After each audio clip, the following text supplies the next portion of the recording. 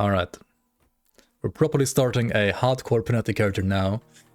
I was like so used to not playing hardcore for some reason because I like playtest a bit. But yeah, we're gonna definitely play hardcore, of course, on this Panetti Arcanist. And yeah, as I just said, like this patch is probably one of the final patches before, or the final big patch before Asakarn. So most of the balancing, at least to the older classes, should be somewhat final up until the expansion hits. Good, you're back. Avec the softcore. If not, we'll see, right? We'll see, but if I had to guess right now, Panetti is gonna probably be more or less the same on release of X of Asakarn as it is right now. Well, similar at least in performance. Yo, Medex, welcome in to the Bloomers, appreciate the support. Wrecked by softcore indeed. Now we're playing actual hardcore now. Rusty Dark, Captain Keeney, Dureka, Matthias Kulberg, Vice, Dimitri, welcome guys. Panetti from, well, level 2, not level 1, but level 2. Okay, so what is Panetti? It's a replicating missile, like a replicating projectile, which pretty much has like built-in, or like very well built-in AoE, and it deals elemental damage with like some aether damage down the line as well. And you can play it either as, well, mostly like elemental damage focused or fire damage focused. Which means if you get like some gear with like fire damage or cold damage or lightning damage or elemental damage, it's gonna scale up the damage pretty nicely. Why am I not like one-shotting these anymore? I guess the gun gives me more percent damage actually. And then also like one thing that you should always do if you're like making your own build and not like just blindly following a guide, and you're like doing like a completely fresh character, right? You kind of want to like plan your character around getting certain guaranteed drops in this game. And I mean, there's this beautiful system with monster frequency that like specific mobs are gonna like drop specific items infrequently, or nowadays rather actually frequently. So what you can do is you can go to grimtools.com, right? Over here, grimtools.com. Just like this website, and then you have like build calculator, blah blah blah blah, right? And you can go to the item database down here, and then you click on item skill modifiers over here on this number, and then here you can like choose all the skills in the game, like from the classes, and you can for example choose Panetti's replicating missile. They can see all items that have skill modifiers to Panetti's replicating missile. Obviously there's legendaries as well as rares that can have skill modifiers. Epic items cannot have skill modifiers. Like ascended, what are they called, like epic items are gonna have skill modifiers in Things of Asakarn, but those will be basically coded as legendary too, so you never have to like press this epic button, and magic and common can't have skill modifiers either. But legendaries are usually random drops. There's I think like actually 2 faction items though in this case, like one from the fact the Cult of Bismiel, to mark the Shadow Queen, so you probably want to like side with Cult of Bismiel if you want to make like a Panetti build, so you get like access to this as soon as possible. As well as a amulet, the Heart of Malmouth, right, from the Malmouth Resistance from Act 6, from the Malmouth Act. So these 2 factions are going to be of high interest for you if you do like a Panetti build. So keep that in mind, and otherwise you have these green items, these green monster frequencies, which can like drop from, for example, Kuropa Stone Effigy, from like Stone Clan Geomancer and Witch Doctor. These are honestly like kind of a pain to farm because they have like 162 different spawn locations, but at least you can like see the areas in which they can spawn, and these are like yellow mobs, so they like have a high drop chance for their gear. They're not gonna be like level 200. Yeah, this has like a 2.5% drop rate from like one single yellow mob, but I mean there's gonna be like more than one mob per like instance that you're doing. So yeah, we're gonna like try to get this at some point from these globals. And then there are like 2 choices, right? For Aether Panettis you can play Slathzar's Crest. So you need to like kill Slathzar Aether Gaze, which has only one small location in the Feral Thicket, which is a level behind the Ancient Grove door, right? So like you have to go to Ancient Grove for this, or the Wendigo Eye, which you can get from the Wendigos in like Udenborg as well, or like the Dark Forest before that, whatever it was called again, like Darkwood, whatever. Gloomwald, there we go. It's been a while. So yeah, you can basically play without any like other gear. You can like plan around either playing Aether Panetti or Elemental Panetti. I already did a Aether Panetti playthrough, which you can also check out on my YouTube, right? Like a Aether Panetti Mage Hunter. So I think today we're rather like gonna focus on Elemental, but more so than anything else, I'm not sure how far I'm gonna take this character. I mostly just want to like see how good Panetti is early game, say up to like around level 40-ish, as a like skill to start out with Arcanist, because it was kind of terrible before, and now it's been like massively buffed, so it should be a lot better hopefully. Alright, so we're basically like looking for Stone Effigy and Wendigo Eye later on, just so you know.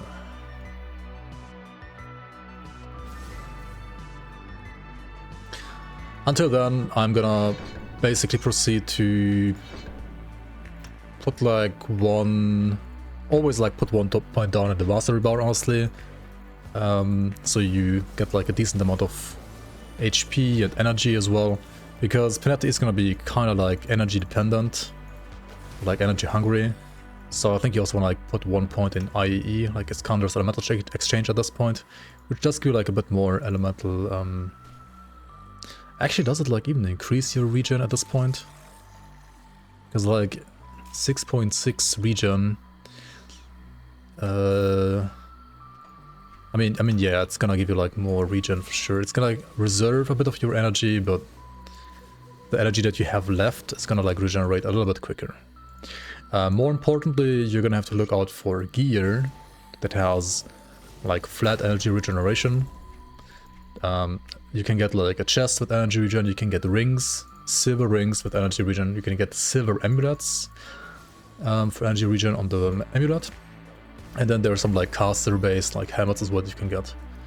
So try to like get, if you're honestly like playing any caster early game, any caster can be quite energy dependent, or like energy hungry. So, which is like kind of the only thing that gates you when it comes to your damage, because like the spells usually have rather high damage per point investment compared to like weapon damage based skills. Weapon damage based skills are gonna like scale with weapon damage though later, but I mean you will need a better weapon for that eventually, which you're not gonna have like early game.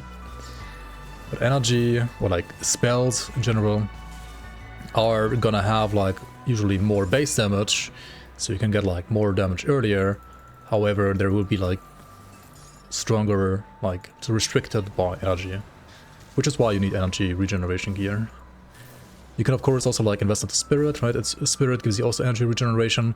However, as an Arcanist, you're gonna get like tons of Spirit and not very much like HP or physique from the bar anyway. So yeah, you can like 1 point these two passives and just like focus on the bar and Panetti going forward. So yeah, for attributes, as an Arcanist, I would say usually you wanna put most of the points in physique for like early to mid game. However, later on, you wanna put pretty much all of your points in Spirit, except for the stuff that you need to like equip your gear. You wanna like put some points in Cunning and Physique for like gear, and everything else into like Spirit, because of this passive down here, which you're gonna only 1 point now, but like gonna max out later, which gives you like percent Spirit, so you can get like some pretty good like scaling of that as well. Spirit gives you energy regeneration as well as magical damage, and all elemental damage or aether damage counts as magical damage as well.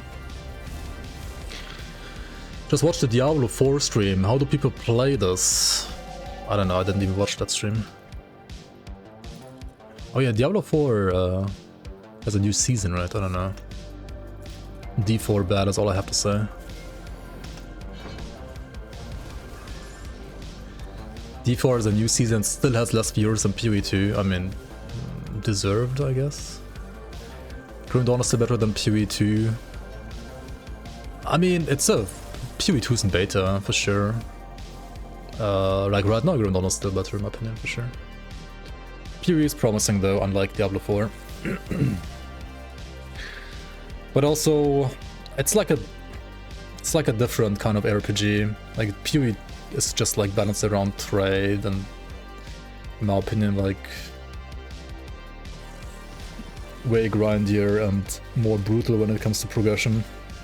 Grim Dawn is just like generally more like easier, more chill to play. I mean, it can be decently hard too, but compared to PoE 2, I would say it's definitely easier. Which is not necessarily a bad thing, right? Like you can enjoy this more so like when you come home after work for a couple of hours. PoE 2 feels more like a job, especially like endgame. Like your upgrades are very, I don't know. So it's kind of like takes so long for an upgrade sometimes in PoE 2, whereas in Grim Dawn I feel like it's a lot easier for sure. So Kaizok Skull that you always get guaranteed has like bonuses to Caledor's Tempest. Obviously you could like use those to play Caledor's Tempest. However, we're gonna like play pure Panetti now, which so far seems fine. PoE 2 is rather... I mean, I personally enjoy Solo Self-Found a lot in PoE 2. I think I would enjoy it a little bit more if it was like a tiny bit less grindy. Because I really am not the biggest fan of grinding in general. Because, I mean, obviously the RPG should be about grinding and like should give you the feeling of like progression, right? And some kind of grind is needed for that, for sure. But I think PoE 2 is like a bit over the top for my personal taste. But like PoE 1 as well, kinda, I guess. But like, which means like I should play trade, right, to have like a pretty good progression. But I just despise trade in general. Like I want to make the progress myself, right? I don't want to like trade with other people. I mean, you could like obviously argue that you still make progress yourself when you like farm currency and then like trade it for items. I don't know, it's just, it doesn't feel as much fun to me personally. I mean, I can see people enjoying that, but I don't know, it's not for me. So I would like to just play Solo Self-Found, but maybe not like as brutal as it is in current PoE 2.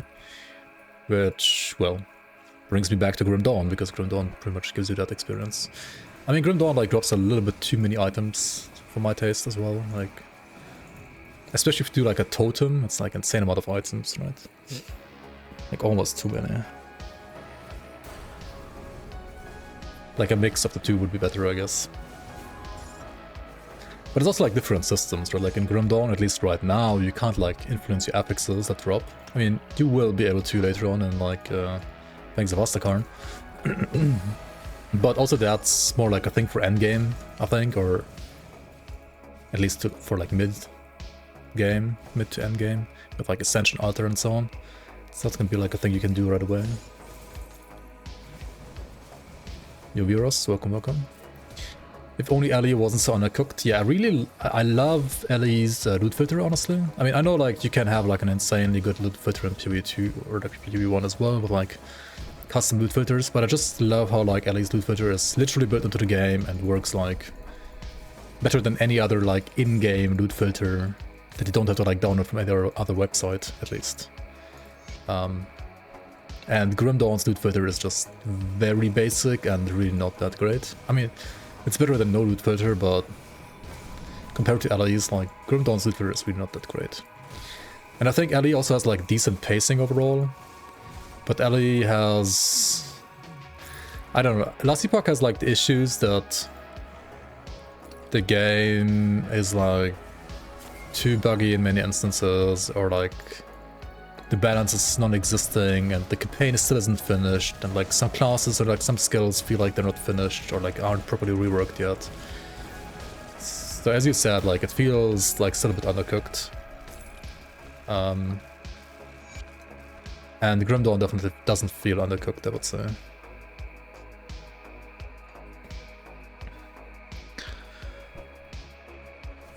Items could have one more affix in Last Epoch. Having 4 bases, bruh. I mean, Grim Dawn has 2 affixes only. I think 4 is fine. Always depends like how many stats you have per affix. I mean, PoE you have like almost no stats per affix, and Grundon you have like 5 billion stats per affix, and Eddie is like somewhere in the middle, I guess. Grundon has like base item implicits too. On the monster frequency, yes. On the non-monster frequency, no, which is also like why most of the non-monster frequencies are pretty fucking bad later on. Okay, we're gonna like push some points further here, right? Like again, like putting some points down the tree. Then only put more than 1 point in your main ability early game. And then we're gonna get some more supportive like passives here. This one gives me like offensive ability, Aether resistance. The dot stuff only applies on weapon dash. It's actually useless for me right now, but Aether is nice. And then 1 point to mirror. Mirror is gonna be like a panic button, right? Which like makes you invulnerable for 3 seconds. Obviously very good for hardcore, but yeah, pretty good for sure. I thought Panetti was rumored to be bad for leveling early game. That was true. Up until this patch. This patch has actually buffed Panetti significantly, so that's why we're also like checking it out again. This Berserker class looks funny. Wait, do I still have Berserker in my title? No, right? Or yes. Oh, maybe I didn't update my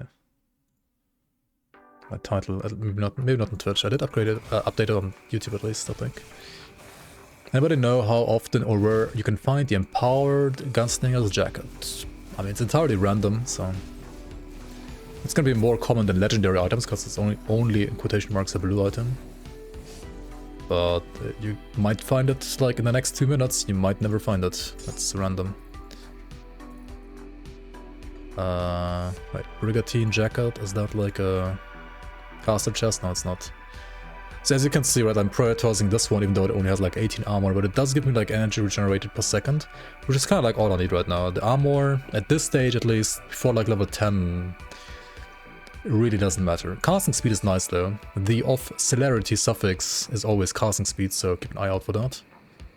And Panetti being a proper spell obviously like scales with casting speed.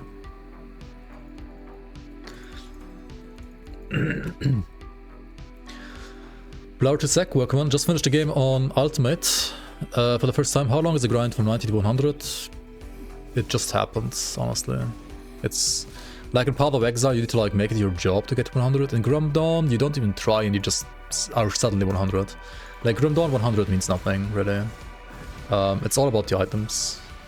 Like while you grind for the items that you want, you're gonna get 100 eventually. Like 100 means almost nothing in Grim Dawn. Yo, Baller, welcome, welcome.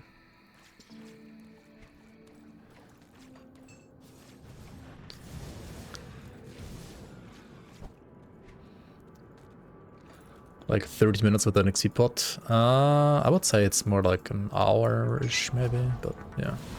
Without XP pot. It depends like what you're doing. Quests and Ultimate definitely give you a lot of XP. Oh yeah, casting speed on gloves, give me that.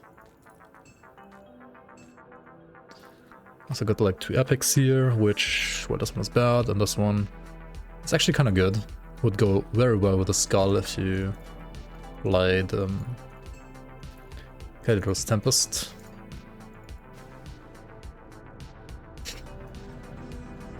You got 1 shot from the monkey and Cruel with 2100 HP on the warrior. Yikes, dude. Wait, in campaign still? 2100 HP and you still got 1 shot? I mean, I guess you didn't play a Gemling which has like 1000 HP more for free. Yeah, Monkey is kind of crazy strong, not gonna lie. I mean, just don't get hit right. Just dodge the slam.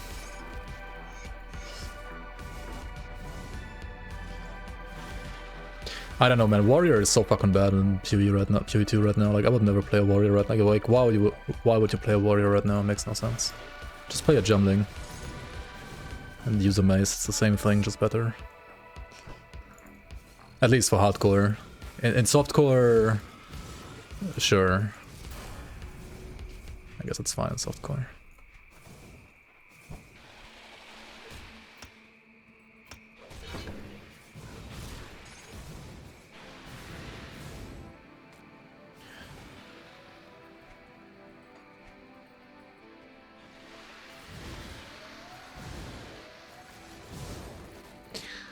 I would say, I already rescued the guy, right? If he's not here or not here, he's always gonna spawn over here. Like the guy has 3 locations, right? 1, 2, 3. Try to keep your like physique and spirit about even, but always like also try to keep like some points available when it's like your first character.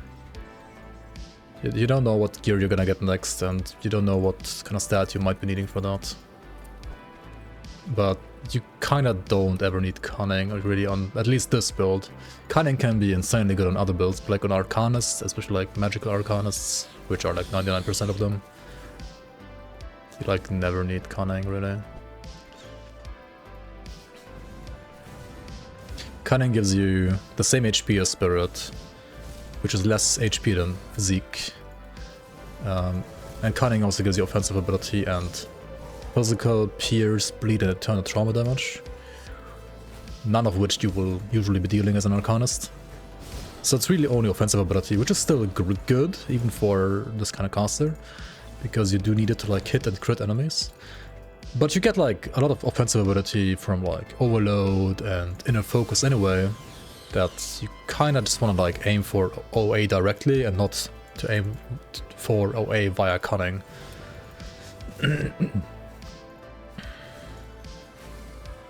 So I don't know how big the map is gonna be in Fangs of Asakarn. I would assume it's like similar to Forgotten Gods, maybe.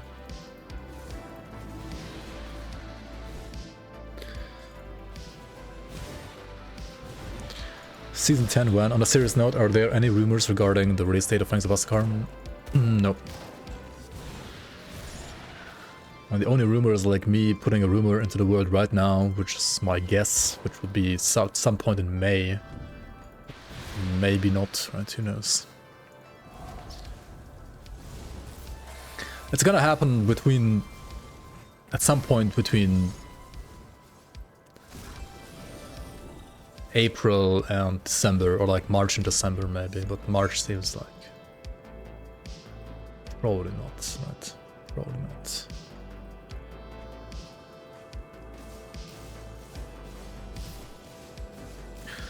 Okay, so I gotta say, I still think this is like missing a little bit of single target damage, the Panetti, but it's definitely like a lot better than it used to be.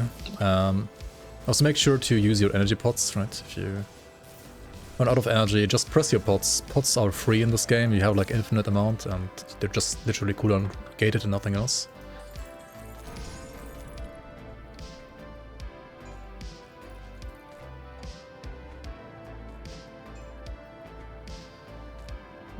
Also, this guy always drops the Shamader Amulet, which is a decently good item, for sure. Also gives you energy regen, very nice. Oh yeah, I did see it. True. I should like send you guys like a personalized code. I mean, it's like no rush, I guess, anyway, right? Because the expansion's not coming in like tomorrow, but eventually you wanna have a code, right?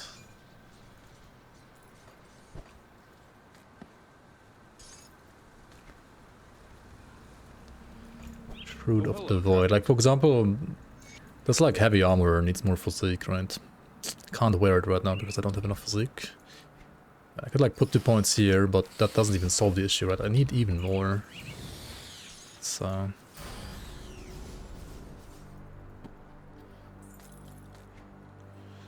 Imperious gives you like pierce resistance, which is kind of nice. Honestly, that's a little bit harder to get than like elemental or acid res. When it comes to resistances, I would say for like Act 1 you only like need elemental and say maybe some poison res. All the other res are not that important.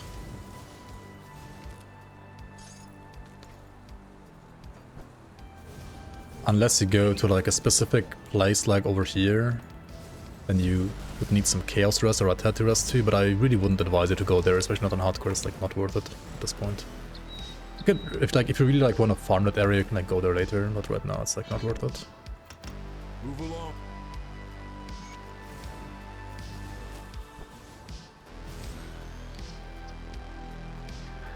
So Distortion is gonna add more energy costs, and Distortion is also like one of the skills that they massively buffed because now Distortion gives you so-called like reduced enemy resistances.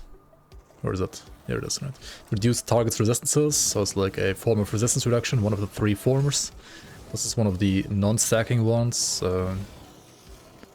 It's still good, even though it doesn't stack. That just kind of like means that you can't stack it with, for example, Rowan's Crown, like the Elemental Storm here.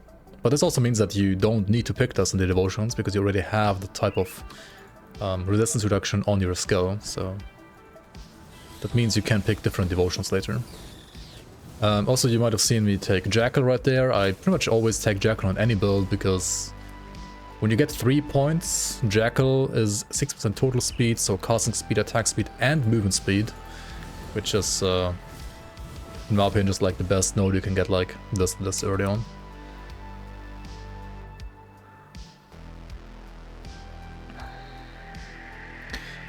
Congrats on Panetti for winning first skill with 3 sources of flat resistance reduction when using Nutrigen Award of 2025.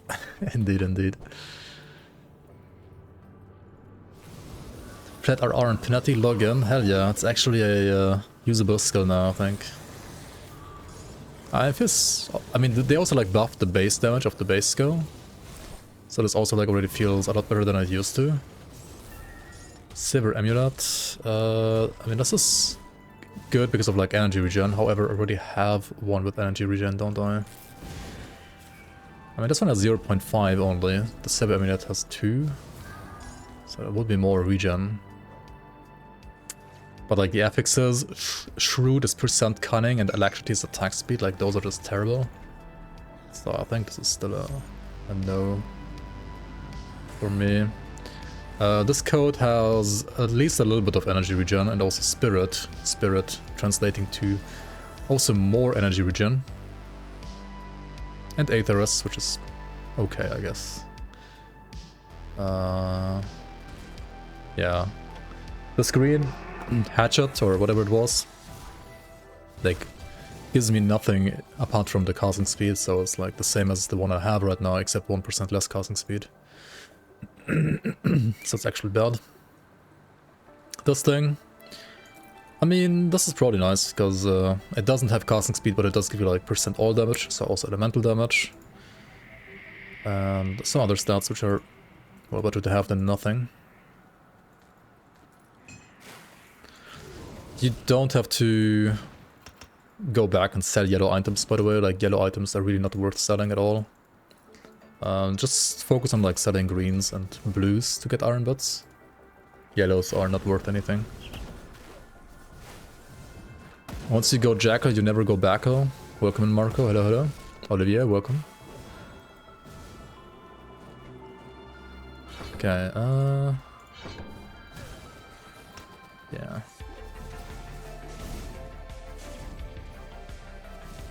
No, Jesus, okay. When you're fighting these guys, try to dodge the one like snowflake projectile from this guy, from Hagura.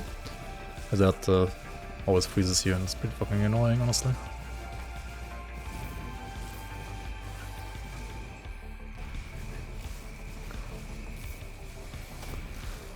Do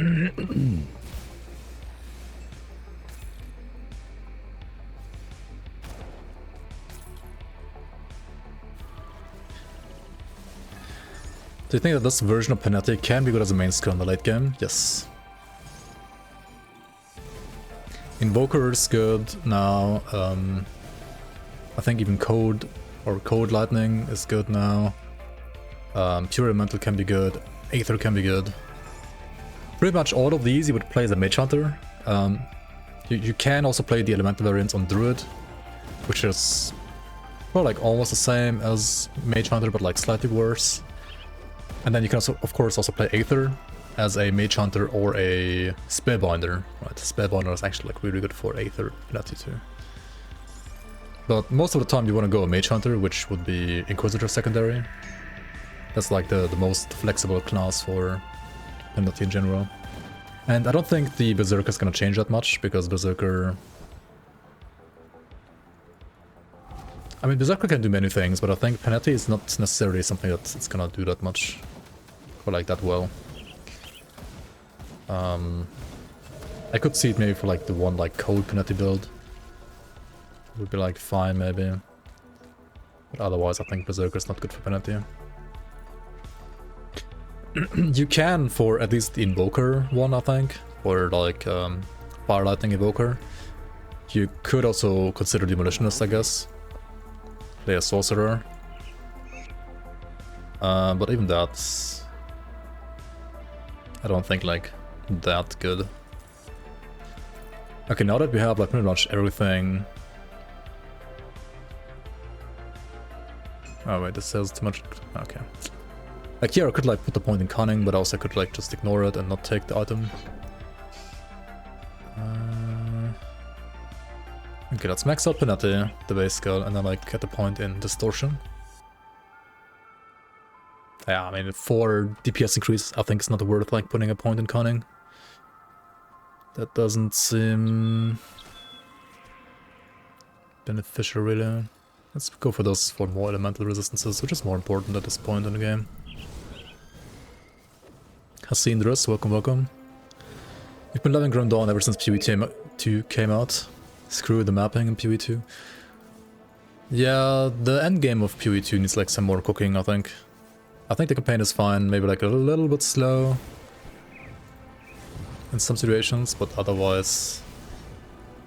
I don't know, the mapping's a bit... almost like boring, I would say.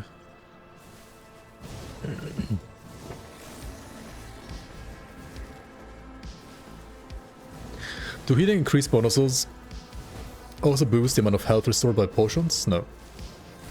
I don't think so. Actually, do they? Actually, they might. Wait, do they? That's actually a good question. Wait, do they, chat? I actually don't know right now. I think they don't, but maybe they do?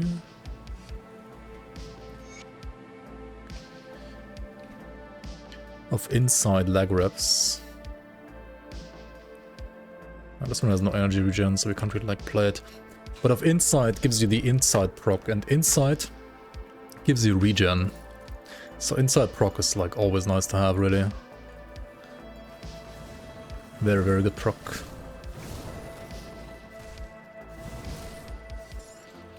Also, make sure to pick up the Cartist orders over here. We can go back.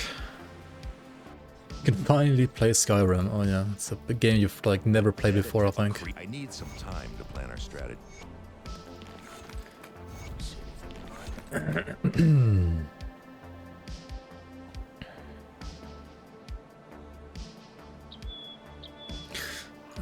So as I said earlier, right, we were looking for the Global Stone effigy. Now, there are many Globals in Grim Dawn, many Globals, and we might get even more Globals with the expansion. But the Stone Globals, right, the Stone Globals, you will not find in Act 1. They will be found around Jagged Waste, for example. So I gotta be patient for that a bit.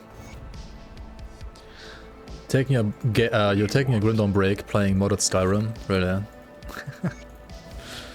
Okay, that's worthless traitor. I mean, might as well kill him, honestly. You can also get like a key from him, and then go like to the one area that I was like talking about earlier. But for that, you kind of like want chaos and vitality resistance, and also there's not really like any item I want from that area right now, anyway. So might as well kill him, because killing him does give you like a Blood of Chthon, a rare component from John Bourbon, right over here, this one, which you can use for crafting later on. Okay, that also like these side quests. We could auto zombies if we needed to, and now we're gonna repair the water pump and go down to the cellar. You kind of want to go and do the water pump at some point, at the very latest, I would say around where I'm right now, Burridge Village, because this quest gives you a second bag, and just one bag you're gonna... Yeah, I mean, Grim Dawn drops too many items to have only one bag, so you need like more bags. I'm gonna always put 1 point down here in the bar as always, and then also like get some more passives. Maven Sphere gives you percentage absorption, which is, well, just like free EHP, free effective HP basically, because it like absorbs a certain percentage of like all the damage you take. So that's good. And then 1 point Arcane Will, which is a proc that like procs whenever you drop below 75% HP, so not actually that often. But it does give you like defensive ability, damage, and energy regen as well, especially. There are some ways so you can make this like proc more often, more consistently later on, but right now not really. So like just put 1 point there and then like forget about the skill for like until endgame really. It's not like worth putting more points than one really. If you get like some plus skills from gear, sure, that's nice, but don't ever like invest an actual skill point or like more than one actual skill point. Now in the expansion, these spiders are gonna have like a ring, like a ring monster frequency they can drop when you have Pangs of Azkaban expansion. If you find a ring, depending on like the affixes that you get, they're probably gonna be like pretty nice because, well, ring monster frequencies always come with like an implicit on top, which almost like no other ring at this point will probably have, so should be nice. I think I'm gonna like keep showing yellow items, even though they're kind of bad, because I still don't have boots with movement speed right now. So until I get boots with movement speed, I think I'm gonna like keep on the yellows. And then once I have boots with movement speed, I'm gonna like remove the yellows from the filter, and then like only pick up green gear. But I'm never gonna like stop picking up green gear, right? Like green gear can be good all the way to endgame, so don't ever stop picking green gear.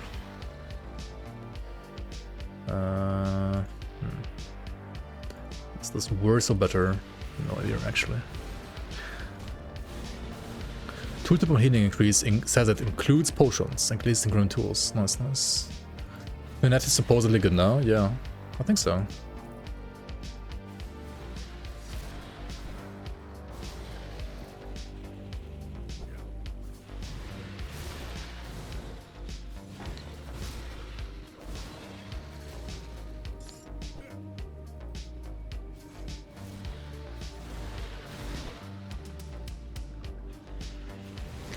I think I'm gonna like time this as well. Like I'm gonna play Panetti, I'm gonna play Caledor's Tempest, and then maybe like OFF into Chosen Sky Shard, and complete like all the acts until roundabout level, like Act 3 I would say, like until killing Kairos-ish, and then like see whichever is the fastest for leveling. But I think they should like all three be kind of similar now. We'll see. We shall see, we shall see.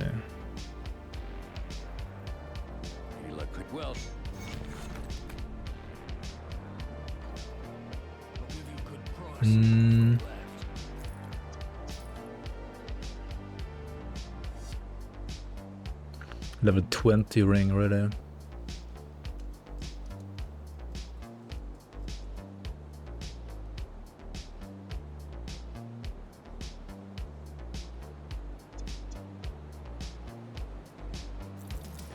Okay, why is it all bad? We got three slit necklaces now, which means we can get a ring from Whitemire.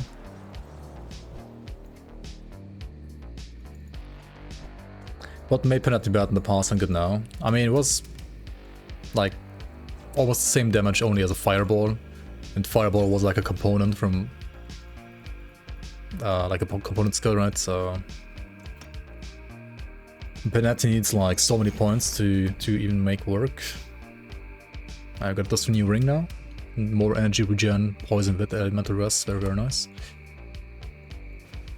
At least at the early to mid game, it was like not much better, or like pretty much the same as a fireball, which was pretty fucking bad considering the investment.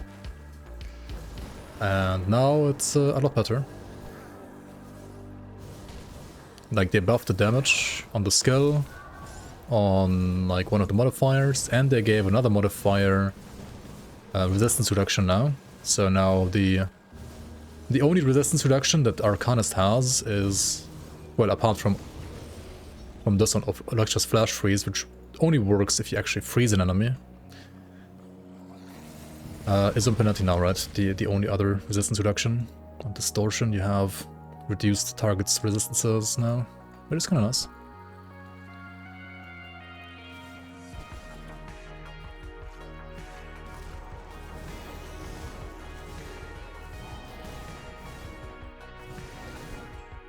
Does anybody know if there's a big difference between the Founders Edition GPU and the modified one? Yeah, probably price mostly.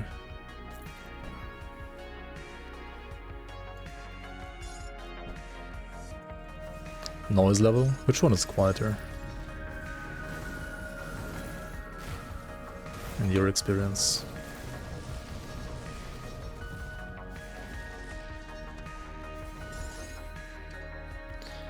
Alright, Abandoned Waterfront, get 3 fabrics from these like chests. So on the Pre-Avenger Water, how do I stop deleting my character to Reflect? You get Reflect resistance. Or physical resistance. Basically those two, right? You wanna increase this number? And you wanna increase this number, Reflect resistance. I mean, you're safest if you just get like 100% Reflect resistance. But I mean, it's not that easy to get it. You can get it from devotions as well as components.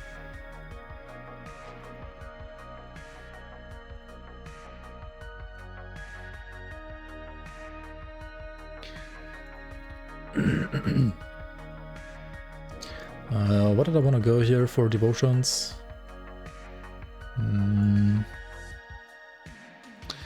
Oh yeah, since you don't need this anymore if you're going elemental, you could go like triple. Maybe instead like Arcane Bomb, Witchfire, and Murmur. That's a bit expensive though.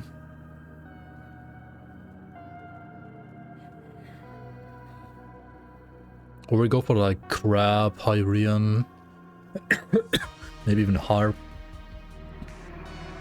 Harp is a good way to like deal with your energy problems.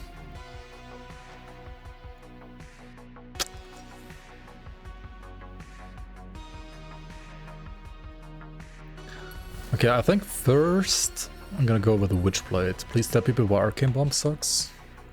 I mean, it's a good, like, it's mandatory, right? Like, it's not bad, but it's mechanically unfortunate, right? Because you hit an enemy and then it places a bomb under them, but then that bomb doesn't explode instantly, but it has like a short, like, how do you say that? Like arming duration, right? So it doesn't instantly explode. And if the enemy like walks away fast enough from the bomb, then it's not gonna explode under their feet. They did buff that though, like they did reduce the armoring time, and they did reduce, Good, you're or like back. they did increase the AoE, they did increase the trigger Spaghetti, my radius, Panetti.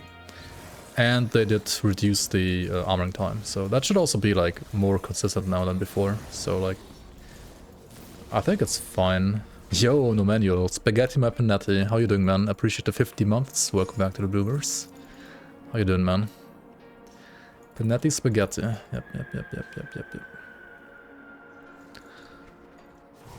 Arcane Bomb is the reason you don't play Lightning or Aether. I mean, like, Lightning or Aether is fine, though. Like, sure, Arcane Bomb is not the most convenient of procs, but it's still like the damage type is still overall like totally fine damage-wise, I would say. Works 100% half of the time, yeah. I guess, kinda like that. Getting the casting speed node first on the spider. You need the green affinity for both Arcane Bomb as well as Solar's Witchblade. Right, so it's kinda nice. Word of Pain Arcane Bomb. I'm actually not a fan of Word of Pain Arcane Bomb because then it might like drop under some random trash mob instead of like the boss we actually want it under. So something like Stormbox I think is better for Arcane Bomb, which you like usually only like put on a like big mob or like boss. At least in my opinion, but I mean...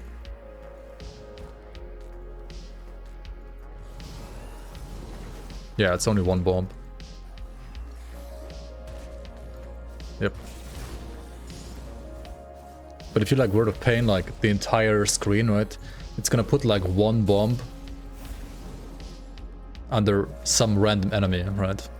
And not necessarily under the enemy that you want.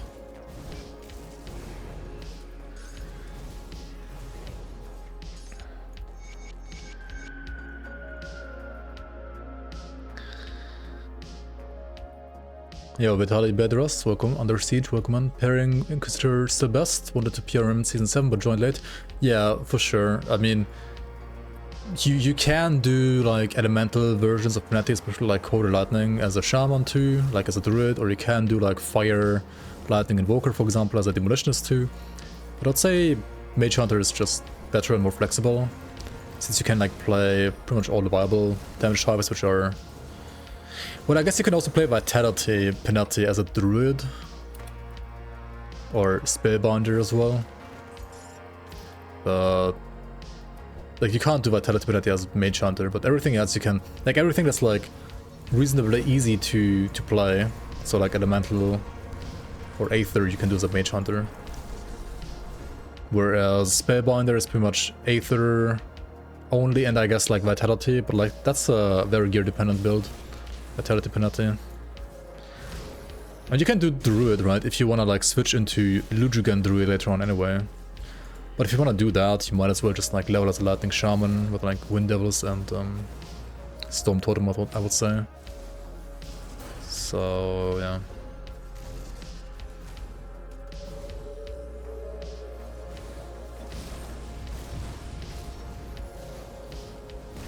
I mean, Lujugan Druid is very good. It's a very strong build for sure.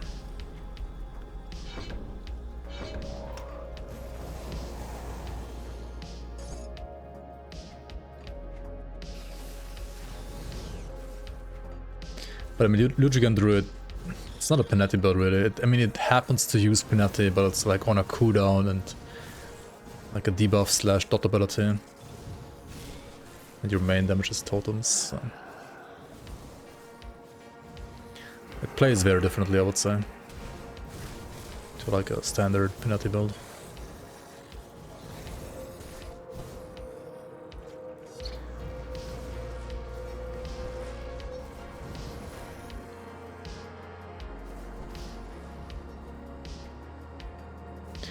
Have I played Panetti from the start before? I have one beginner playthrough on YouTube right now ready for a Aether Panetti Mage Hunter. So that does already exist actually. Do we have here Pierce Code and Bleeders? Sure. And this blue build is fine too for like resistances and some cunning, but otherwise it doesn't do that much really. These gloves have casting speed, yes, but they don't really like have any resistances, do they? They have higher armor though. I think it's time to like remove magic items. Even, I mean, I don't have movement speed on boots though yet. Let's leave yellows on for the rest of Act 1 at least.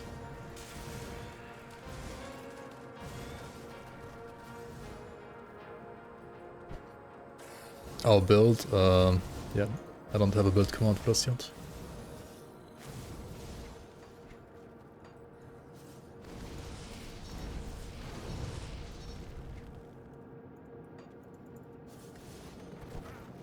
But I should make like a Grim Tools link, I guess.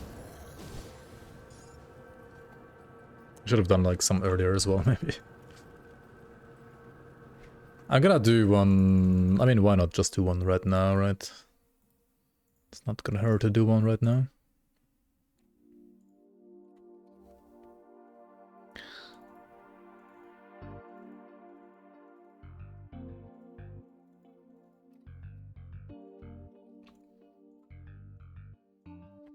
This one has like no components, nothing right now. With components you shouldn't be that stingy, right? As you can see, I already have like 15 polished emeralds. So you can just like put these on your... I think, I would say... emeralds are definitely one of the components you can like use at your will. Just like throw them around. Because honestly, the stats that you're getting from them early game are really good. It's like 24 stats, that's actually really nice. It does fall off, but like early it's like in Act 1 it's really good. Scavenge plating, I would never use this really. I would just like use it, like keep it to craft later on. Searing Ember, you can use like Searing Ember and Shield Steel to level early as well. Like put them in your weapons. But since Panetti is a spammable attack anyway, you don't really like have the time to like spam anything in between. Like I like to use these when I use like a cooldown based ability and then use those like as a filler in between. But we're not doing that right now, so yeah, I don't really need that.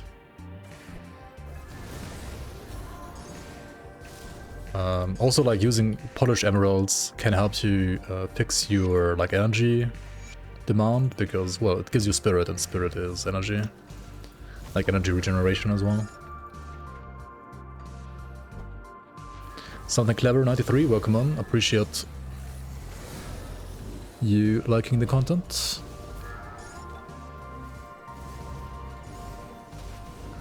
The fuck is this ASCII spam? D4 bad? Oh yeah. I mean, true. Not wrong. Like Mortar Trap, Storm Totem playstyle? Yeah, I mean Mortar Trap is kind of like a totem as well. You rage quit the D4 season yesterday at level 6. Did you buy the expansion, Naomi? What is wrong with you? You bought Diablo 4 twice and you regret it twice, right? Oh, you didn't buy the expansion? Okay. Oh, you played it without expansion. Wait. I mean, I guess... Wait, you're just missing the class then. And like, the guy's the story, but I mean, the story doesn't matter, right? Vessel of Dog. Yeah, Vessel of Dog shit.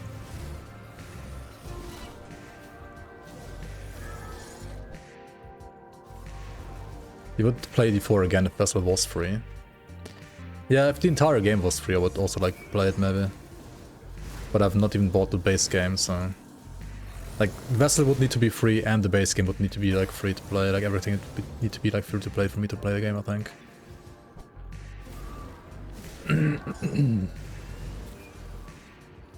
Did I miss Boots with Speed? Did I? I don't know. I got these, which have like movement speed at least at level 20. But yeah, I didn't get any so far. I'm gonna like put 1 point Nullification. Nullification is a skill that you might need some getting used to. It's probably the skill in the game that requires the most game knowledge to like use properly. What Nullification does, I mean, as the name suggests, it nullifies, right? But it nullifies what exactly? It can nullify buffs from enemies, but only those that are nullifiable, so not every buff is nullifiable, right? But some are, most of them are, but not all. So you need to like know which buffs you can remove from enemies and which ones you can't. And then also it can remove all debuffs from yourself. In this case, you can actually remove all of them. Except for those that are not nullifiable again, but I think there's like pretty much none. There's like one in the league, but in the base game there's I think none. And this also removes dots, right? Because like damage over times are kind of coded like debuffs. So you can also remove like huge bleeds and so on yourself. You can just like straight up remove them, like cleanse yourself from bleeding and so on. Which is good. So yeah, learning to use that skill wisely is a big part of being an Arcanist. Or like a big part of mastering Arcanist, I would say. It's something you can like mess around with, but honestly like in Act 1, it doesn't really matter to have that skill or not. But it's nice to like pick it up early and like start to learn it early, I guess.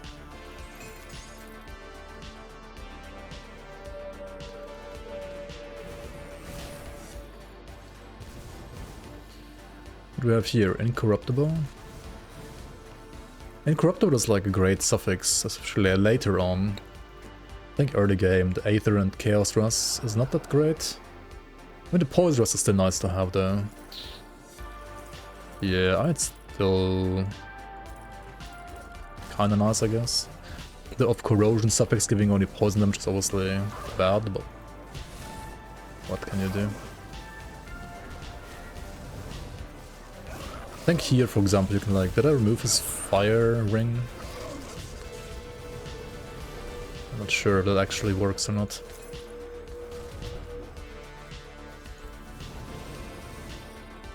I think usually you are able to. Did I miss? Maybe I missed. Yeah, I was actually like expecting the radius to be like bigger, because usually I'm like playing this with more points invested, and then the radius is bigger, but at level 1 it's like very small radius. I would say mostly it's like good to use Lification on yourself to cleanse debuffs. Yo, Arcade Life is here as well, I didn't even see you. Random thought, it would be nice to be able to perma-tame various enemies as pets. Wasn't there like a mind control item that they had in the game at some point? I think they might have like removed that because it was just like not really working properly. Wasn't it like Eye of the Dominion or something like that? Like an offhand? They might have changed the skill on that item. But I'm pretty positive you could like take over an enemy with Eye of Dominion at some point at least. Arcanist is the best class in Grim Dawn. It's so cool that even created the Grim Dawn itself. I mean, yeah, that kind of true.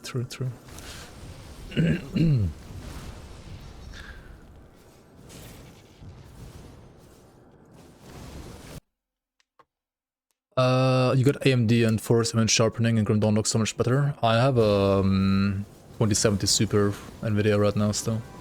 Kind of an old card at this point. Should like probably get a new one at some point. Planning to combo with Witch Constellasao. I'm not sure if I'm actually like gonna play the character that far. I'm mostly playing this right now because I wanna like see how good like Panetti is early game. Because I wanna like update all of my like how to level XYZ class for the expansion.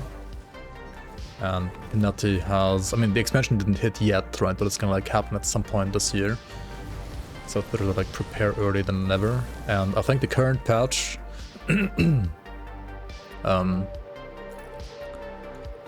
it's gonna be very similar to the final balance for the classes at least for like the non-berserker base game classes right now. So I'll probably like just take this character solo until level... I will see, maybe like through all of normal, like up to like, or at least like to level 50 or something like that. Do like solo Arcanist like level 50-ish. Usually I would recommend people to like choose their second mastery around like level 30 or 35. I mean in some situations even earlier. But we could like try to go like to level 50 with this without a second class maybe.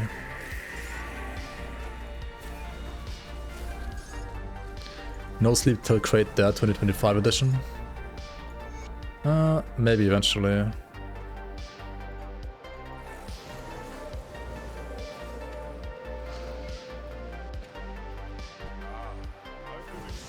Pew pew pew. We're gonna have another savagery again. I mean Onslaught is not like savagery. I would say it is very different because of like the Onslaught mechanic. It's not just another savagery. Like it's, I would say RF, like Righteous Fervor and Savagery are like literally the same. But Onslaught is certainly different. But yeah, here for example I had like an attack speed debuff for myself. Which you can like nullify, but honestly like 1 point nullify is just not that great. Because it has such a long cooldown as well, and like such a small AoE. It's really annoying. Yeah, maybe don't play this early, like get it later. And then if you get it, like invest a couple of points into it. Because with only 1 point it kinda sucks, not gonna lie.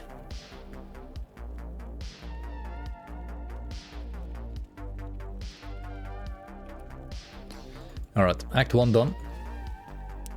Is it possible to use Onslaught while not being transformed?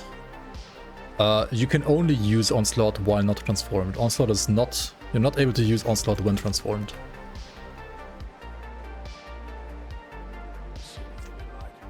Yo, Scatter, welcome, welcome. Usually take the first reservation buff in second class early and then pump main class until 50-60? Yeah, makes sense. Depends also like how early into the tree the reservation skill is from the other class, right? But yeah, that's like a good idea to... You can do it like that too, for sure. Okay, this is all not very exciting, is it? I'm not gonna like spend too much time looking at the gear. I just wanna like proceed. Yeah, okay, just sell all of this garbage. And hand in all the quests, get like at least a level. Move along. Good. What about you? That's good there. Is that the Warden's defeat is a... So you must be the... The Warden's defeat is the defeat of the Warden. Indeed, indeed. Oh wait, not even a level? What the hell? Was AFK getting some food? Oh yeah. Welcome back, welcome back.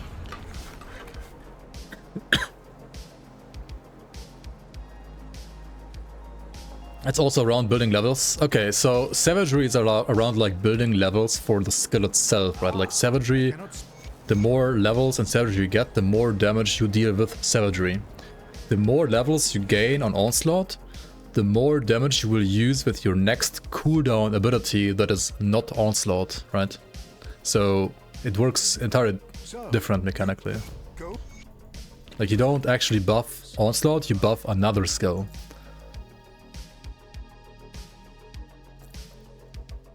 Whereas savagery like just buffs itself. Right? Savagery buffs its savagery and Onslaught buffs another skill, kinda. And Righteous Fervor also like only buffs itself.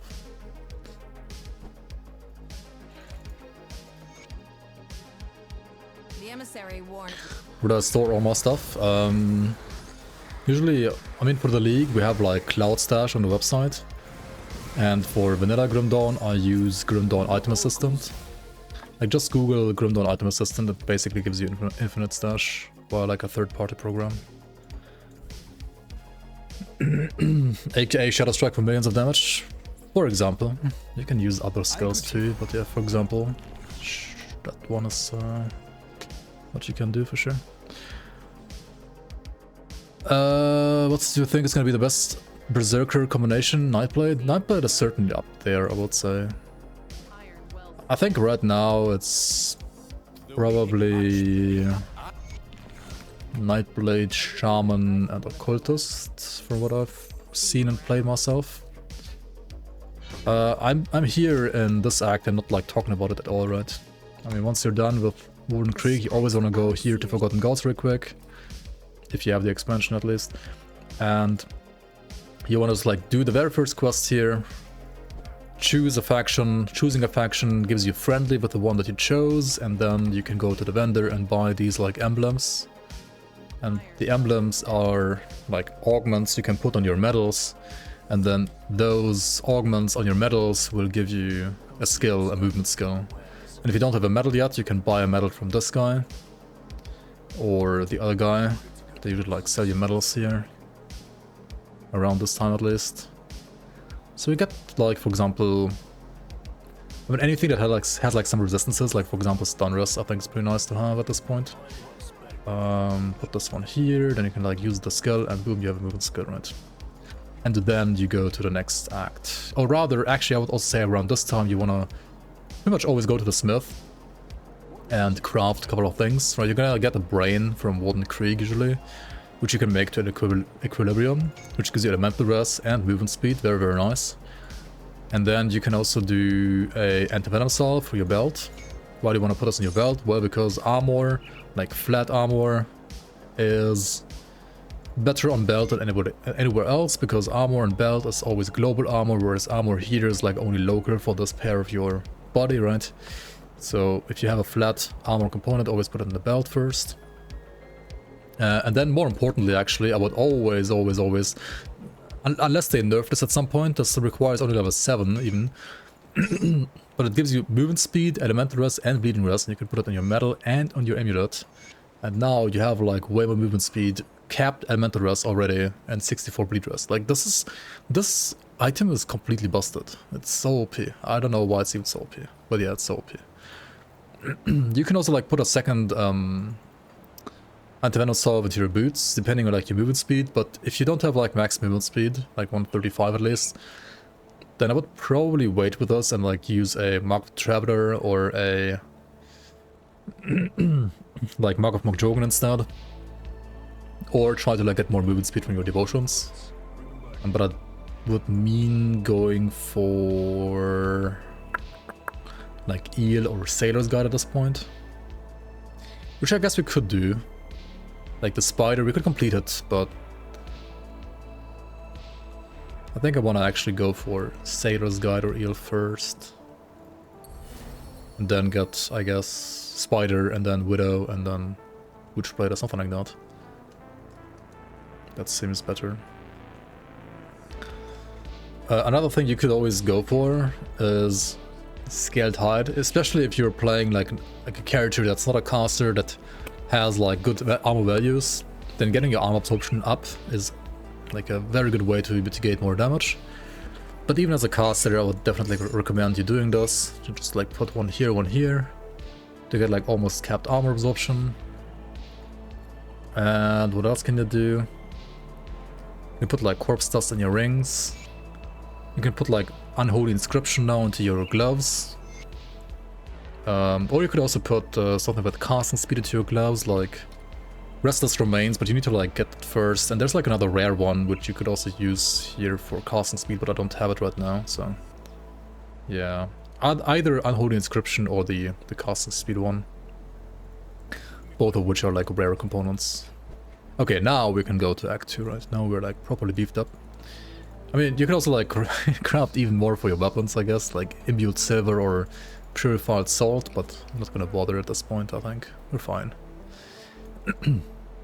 Imbued Silver becomes really good for Blood Grove later in Act 3, because you really need like high Chaos Rest there all of a sudden, and you don't really like need any Chaos Rest before that point. Super hype for Cold Wheel Reaver. Yeah, that's gonna be a strong build for sure. 1 million damage from Bleed Blade Arc. Yeah, I can see like Bleed Thane being very good too, for sure. I think Bleed Mystics, like Shaman, is probably like slightly better, but Blade Arc is an insane bleed nuke, so... I don't know, I haven't like tested out all the Berserker combinations yet. Especially not for endgame, really, so... But I can see Bleed Blade Arc being like very fucking good, for sure. You would want to make a glass cannon solo soldier. Which devotions would you say are mandatory or high value for survival? Wait, soldier, glass cannon? How does it even work? I think soldier is always kind of tanky, even solo soldier is kind of tanky, to be fair. Enjoying the Panetti buff? Yeah, hell yeah, man, it's good. Oh, this one's blocked, oh no. Does Wind Devil scale like summons or like a magic spell? Wind Devil scales with your damage, like it's a player scaled pet. So it is a pet, but it does not scale with pet bonuses, right? It scales with your player bonuses. So it's more like a spell than a pet, actually. Yeah, like a magic spell, kinda.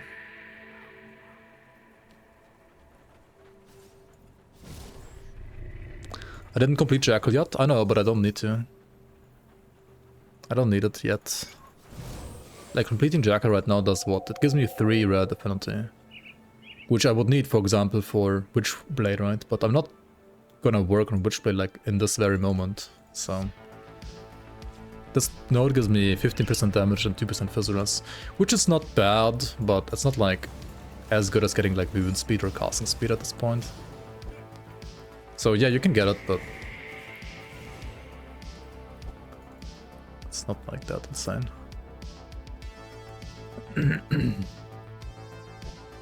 Have I not been uploading recently, or does the YouTube algorithm screw you? I didn't do as many videos that I did in the past, it's true, but I've been streaming consistently, somewhat. Apart from like the 3 weeks in December when I was in Brazil, but otherwise, yeah, I've been online. Okay, I think we just like removed the yellows now. I didn't get mood speed boots, but whatever. It's fine. We're really kind of like fast enough now. The sword has some decent amount of like lightning damage, which is nice, but it also needs cunning, and I really don't want to invest into cunning. Maybe we're getting something else that's better before anyway.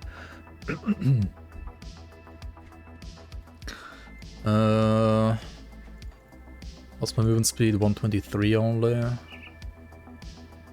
I think I would actually go for Satyrs Guide then, because it gives me more movement speed. How to install Dome Item Assistant? Wait, aren't there really like tutorials on the forums? Like, doesn't it literally say on the forums in the forum link? Like in the post of the assistant itself. Oh, one thing about Item Assistant that you have to change is you have to untick your cloud saves, I think. Like this here, you cannot use cloud saves with Item Assistant. You have to remove this check mark here. And not only do you need to remove it there, but also in Steam, right? You need to like right click, I think, on Grim Dawn and then like remove cloud save in there as well. So you need to like do it in game and in Steam. And only then Item Assistant works properly.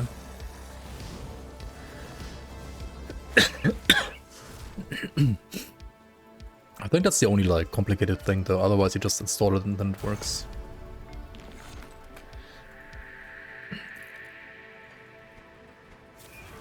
Oh, actually now I want to go for Eel, now that I actually have movement speed on boots. I'm stupid. Also Eel gives me pierce resistance, where Satyrs Guide I think is some elemental rest, right? Yeah, I don't really need elemental rest though. We get so much free elemental rest from just like using ward stones and so on, so... Yeah, Eel is the way to go, not Satyrs Guide, I think. Okay, 1 point here, 1 point here, 1 point here. This skill gives you crit damage and % dot damage, which isn't like all too impactful on this build, but it's okay. The crit damage is gonna be nice later. At this point you just wanna 1 point it and then forget about it for now. Or like for a couple of levels at least. Do I need this really? I don't know, probably not actually.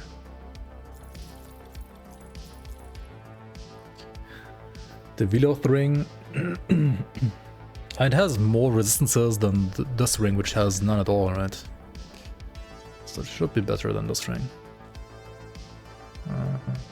Sure, let's put Corpse Dust there again, why not? And the other skill I just picked up is Supercharged, which modifies Panetti to also get some more crit damage itself, and also elemental damage as well as electrocute damage. Wait, this used to only have electrocute damage right now, it also has elemental damage. That's a huge buff. I mean, this is like one of the nodes that also got buffed. Interesting. But it also makes you kind of like required to like put points at all the nodes now from Panetti. Oh well. Panetti is, it used to be dog shit since forever, but now it's actually good, yeah. It's actually a good skill now. They buffed it like by a lot. Why do I not use Rainbow Filter right now?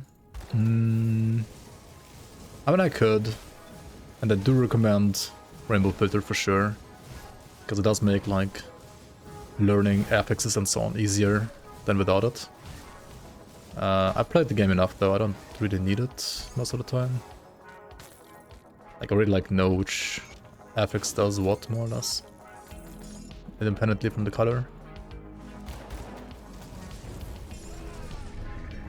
But yeah, if you're new to the game and you are struggling to evaluate the power of your, especially green items, then yeah, check out Grim Dawn rainbow filter and just install it. It's really good.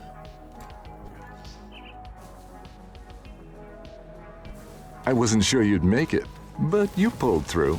Yo, Ditch Boy, thanks for the 12 months. Welcome back to the Bloomers. Happy first Bloomer birthday. 1 year. Appreciate it. Wait, what? 1 year already? Holy shit. I don't need the rainbow filter, but I like how it looks. Yeah, that's fair. It does not only like make affixes easier to read, but also like damage types and so on. Like, it's really nice. I personally sometimes think it's like almost too much visual clutter, because it's like too many different colors. And I, most of the time, prefer my games to be rather clean looking. But I don't mind it either. Like, I've played with it, I've played without it. Sometimes like this, sometimes like that. Either is fine to me, for me.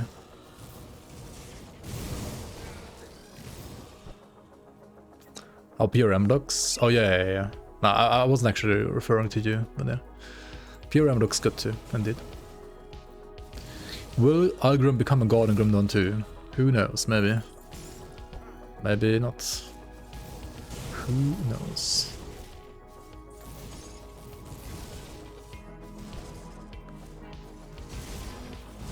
Is Algrim a god or a demigod? Who knows?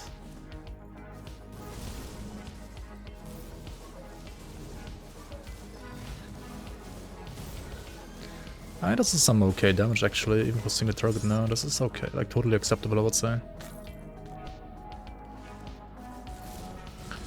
It's not like the best ever, but I would never expect that from Panetti either, because if this was like the best ever single target skill, it would like be unbalanced as fuck because it has so much AoE because of like auto splitting and so on.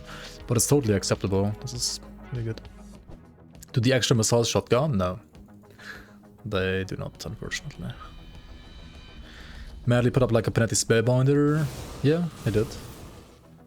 He also has like a Mage Hunter too, like an element, like Invoker or Mage Hunter for endgame, and yeah, like the Aether Spellbinder. Unknown Soldiers, Algrim. I mean, not every devotion has to be a god, right? Is Spider a god? Is Rat a god? I don't know. Maybe somebody's like a rat god. Maybe Renette the rat god, for example. Who knows?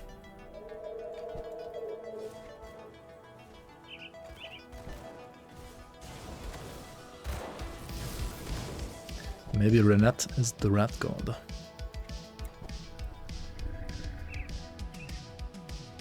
Is Grim Dawn bugged? You kill the boss before Pod Weaponry, but the door is still closed? But do you have a key to open the door? You need a key to open the door.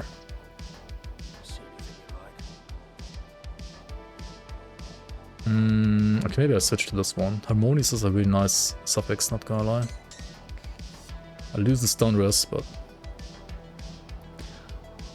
this is pretty juicy.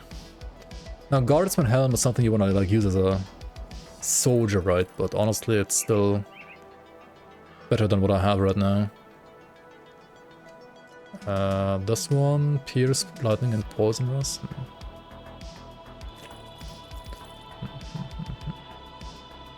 Brimstone, Shoulder Guards. And there are a lot of armor. 0 Pierce Rust, holy shit. I need some Pierce Rust at least. At least some, right? Which element am I going for? This is just gonna be elemental, I think. Which is something you can do without... I mean, you can do Aether and elemental without like any crazy gear, I would say. This can't be true, like, the 6% casting speed can't be the best weapon I can get, like, what?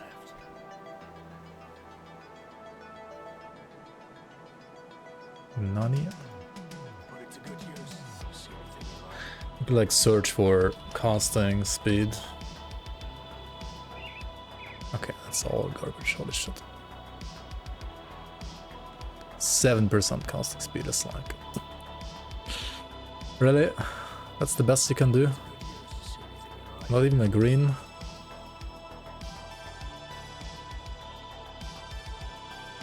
Did all... Oh my god. All the affixes are just terrible. Okay, let's buy this for like 3000, why not? It's at least like 1% more casting speed. But holy, that's terrible. Absolute garbaggio.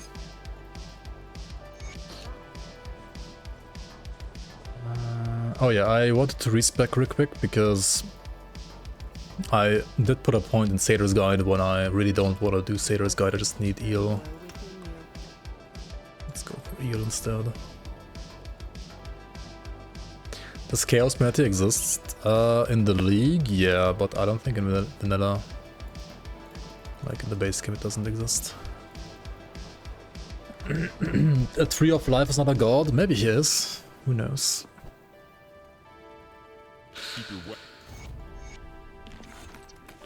Who knows? Where you get the key, you craft it? Yeah, you can craft a skeleton key if you have the blueprint. If you don't have the blueprint yet, then go to the Steps of Torment. The guy before Steps of Torment will give you the blueprint.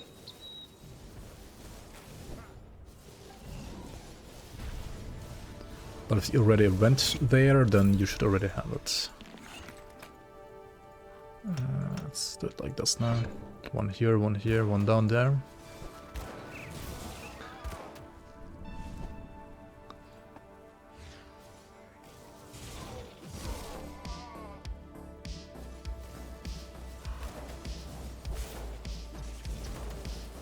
These pit bosses can be like kinda scary, right? But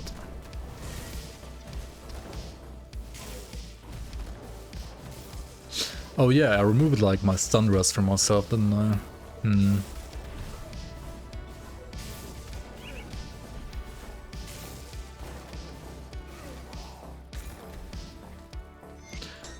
These guys always drop a medal, but also gives you like a lot of stun rest. Which honestly, I think I'm gonna use it. I'm gonna switch my medal again. You kinda don't wanna like switch your medal all too often, because you every time do that you need to reapply the emblem, which is a bit annoying, and they do cost money. But it's not the end of the world.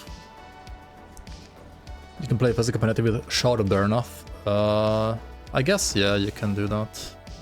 Like with the Sword of Bernath, you mean, yeah. It's, I don't think it's a good build, but you can technically do it, yeah. Kinda Scary says your last hardcore death was getting one-tapped by that guy, by the Blitz guy. I mean, you can just evade the Blitz, but it's hard. It's not that easy. Just use the evade button.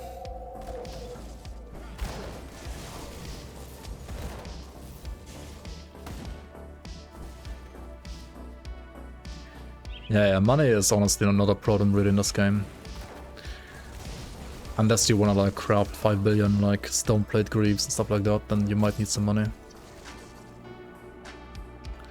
But even then, scrap might be a more limiting factor.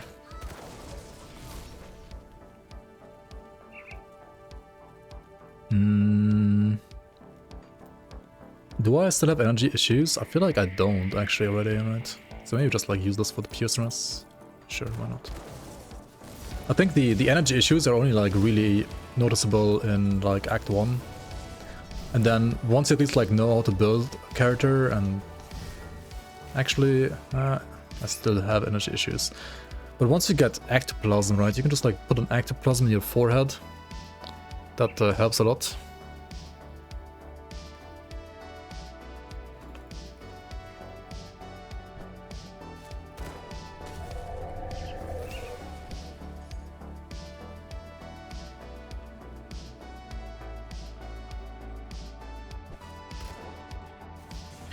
You could use, I think like Blood Orb of Cthulhu, which like converts all elemental damage to chaos, and then you just need some Aethered Chaos conversion, I guess.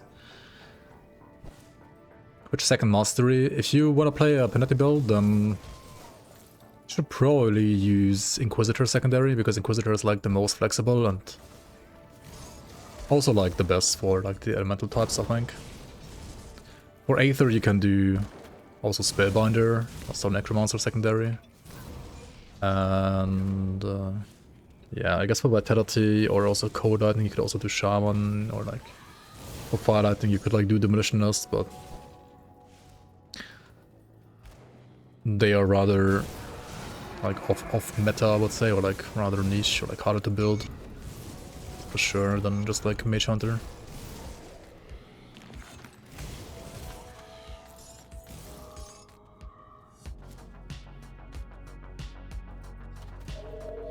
Scrap is easy to get while just like destroying items. That's true. That's true. That's true. That's true.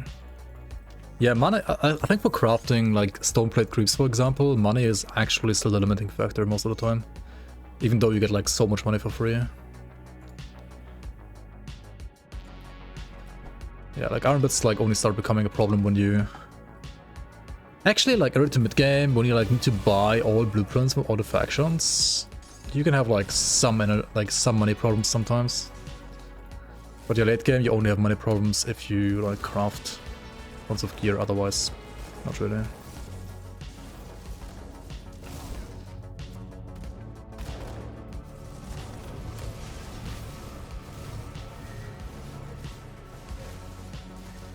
Always select the second class which has resistance reduction for your main skill. Yeah, most of the time it's gonna be like that, that's true. Actually, I am noticing the energy difference. Even with the ectoplasm. Yeah, I think I can't use the Piestros right now. Even though I would like to have it against the Cronley guys, but or like the skeletons that we're gonna find after this. But I need energy too. At least for like the Cronley boss fight, I'm gonna need like lots of energy.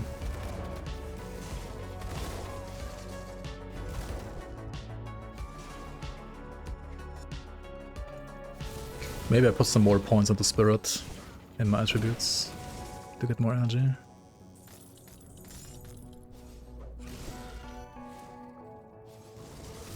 Leveling a Definer is hell. I mean, yeah, Definer is not the best class in the game. But it's fun, I like Definer.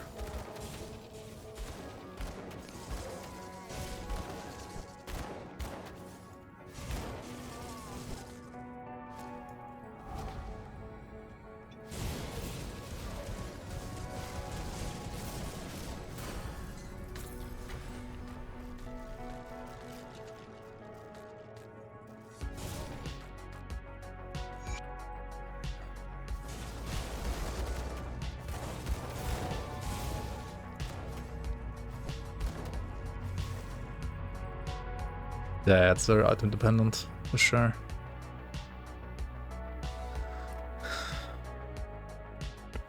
Like, I've tried playing a Divider, I think, in 2 out of the last 3 leagues as like a starting build, and it's just like not good. It's too item dependent for sure.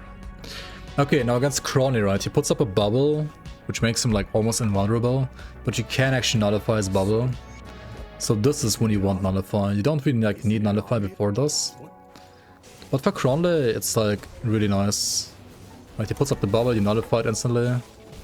It's hard to see. But yeah, if you know the game, then you know when he does it. And if you don't know the game, you're gonna like feel that you're not dealing any damage to him. And then you know he put up the bubble. Also try to always like move between attacks against him really, because otherwise you're gonna fucking die, right? Yep, and I needed the energy regen for sure there. You don't want to stand inside of his Aether ground, especially when you have like not the best Aetheress.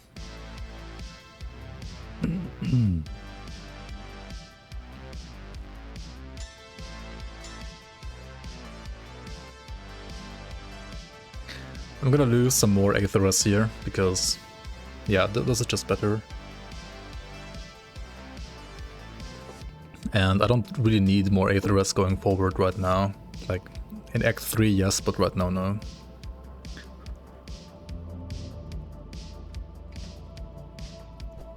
Okay, let's check out all the items here. Too many items. This game drops too many fucking items. Okay. Let's go back.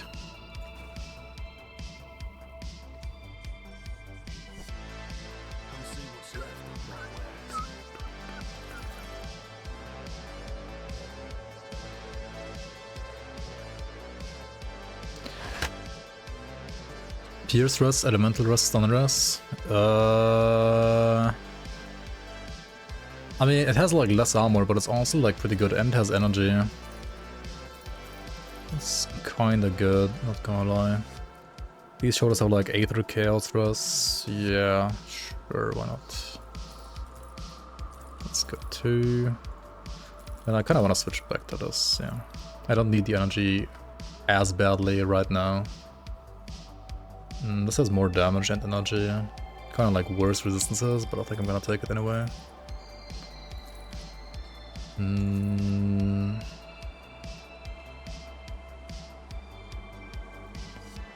Wild Color Skins has HP and pull. I mean, I don't think it's good enough. Any good offense? Of Serenity. It's not too bad actually. This could be okay. Maybe not. Right, why is it not working? Oops.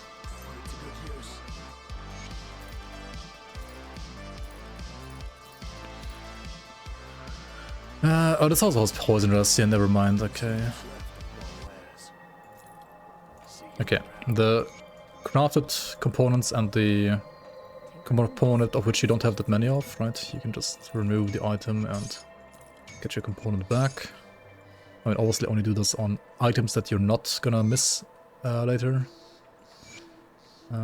Double ectoplasm, do we do double?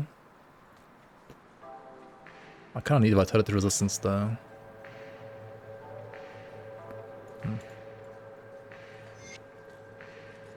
Okay.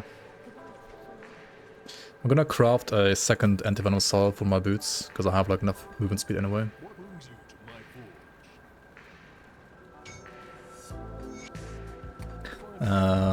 Because of this node, so we're gonna be like capped out with movement speed already right now. I think I need 6 blues for this. No, only 4 actually. Okay. So we can remove the blue crossroads now because it has 5, like it sustains itself. And we can start working on Spider next. We're gonna get the Spirit node next because Spirit is energy regen and also magical damage, and OA is also nice. Good, you're back. Wait a minute, and I seen a beginner Panetti Arcanist in 2025. I'm not sure if it's correct here. Yo, Meatball, welcome on. Yeah, maybe you saw the Aether Penalty Mage Hunter beginner build from last year or like 2 years ago, which is on my YouTube as well. But I mean, Panetti has been buffed since then quite a bit, so we're checking it out again.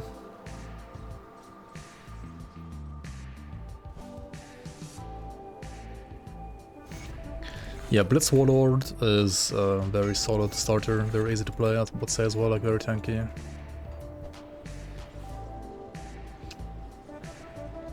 But if you wanna like do like Avenger Water, the pre-Avenger Water is fine too. Like the Voldrak Crusher Water is totally fine too. Is this finally gonna be better than my Kazakh Skull? Dude, Kazakh Skull is so busted, I don't know.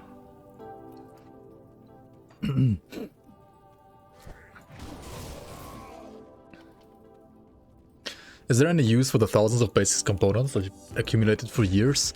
Usually I just keep to my shared stash until I get to like a full stack, and then I just sell the full stack. Like once you have like 2 stacks, you sell like one of the stacks. It's a decent amount of money actually that you get from that. How do I get to be just fire at all times? Like just fire damage at all times? Well, not with Panetti right away. You can do like Fire Code or Tempest right away if you want to do like Kaizok Skull, for example. It kind of like depends what skill you want to play. I mean, there's like many fire skills. Like Demolitionist, for example, has many fire skills. Like all the grenades and so on, or like Blackwater Cocktail. It's a really good like leveling skill for fire too. Will this be pure Arcanist? I don't know yet. I'm gonna definitely like push this as pure Arcanist until like level 30 to 50 maybe. To like see how like good Panetti is now. And then do the same with like Cutter's Tempest, and do the same with like OFF Fireball into Frozen Sky Shard. Something like that. And then like maybe eventually make these characters into like maybe like an Elemental Panetti Mage Hunter or like an Aether Panetti Spiritbinder, who knows. But yeah, damage is good right now. Damage is certainly good. And if you were to like take Inquisitor secondary right now, then Uroprax's Sting is like what you want, right? The Stonebox of Elgadoth bonus and the +1 to all skills Inquisitor. It's pretty nice. But I mean, if you're like playing Panetti, then I guess at this point you really wouldn't have many points in Inquisitor, even if you did choose that as like your secondary. So yeah, probably like not that important actually. Yeah, once you reach the Ghost Cave and you get like a Spectral Bludgeon, Frozen Sky Shard like really starts popping off. Before that it's kinda meh.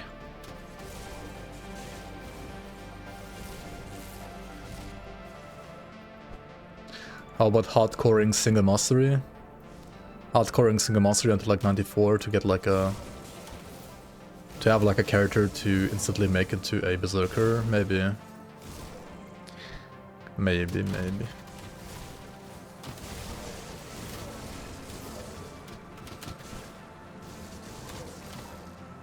I could see that too. That could maybe happen as well.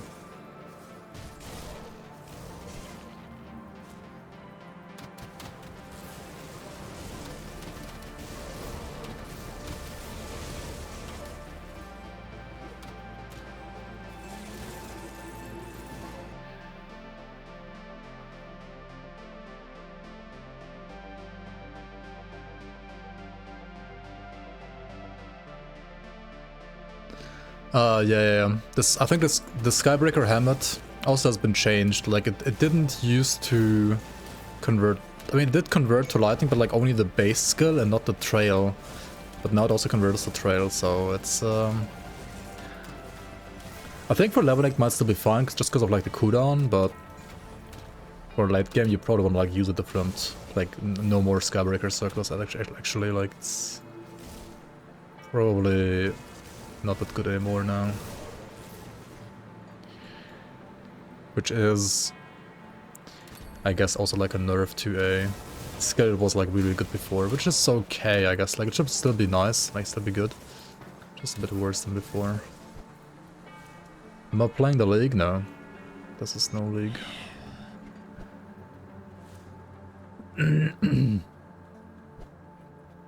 Blue tray from Circle is 100% cosmetic. Is it cosmetic or is it not? I think it's actually not anymore. I think it actually converts to lightning now. I think there was like one patch where it was just a visual, but still did like fire damage, and I think that when there was like another patch where it actually like it started dealing lightning damage. But I'm not sure. I have to investigate, because I really like didn't play Virus Might in quite a long time, so I actually don't know right now. I mean, it's easy, right? Just like go to the dummy, the target dummy in Devil's Crossing, and like use some Virus Mites on the dummy, and then like see whether or not the dummy like burns or it's like electrocuted. It should be like easy to tell about the visual.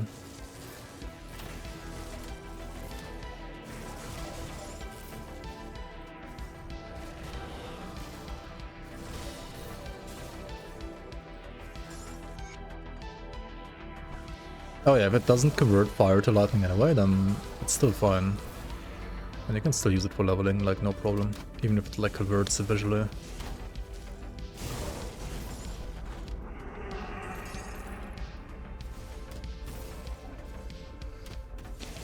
Yo, Crab Turtle, how you doing? What the fuck is this? Panetti, what the hell? Panetti is an actual good skill now, what the hell? Look at this damage. It's respectable.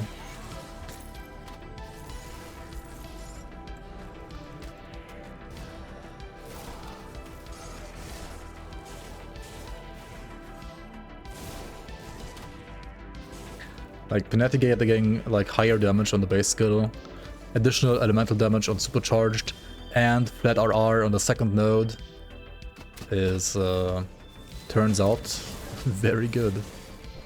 What a surprise. Well, not really, but...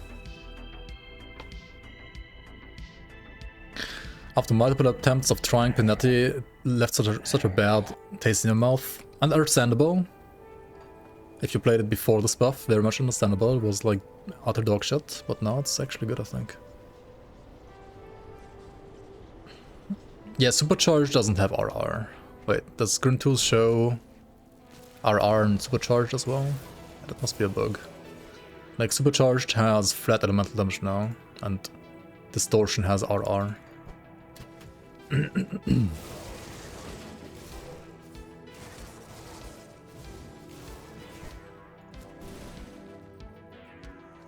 I might wanna ping damn it about that maybe.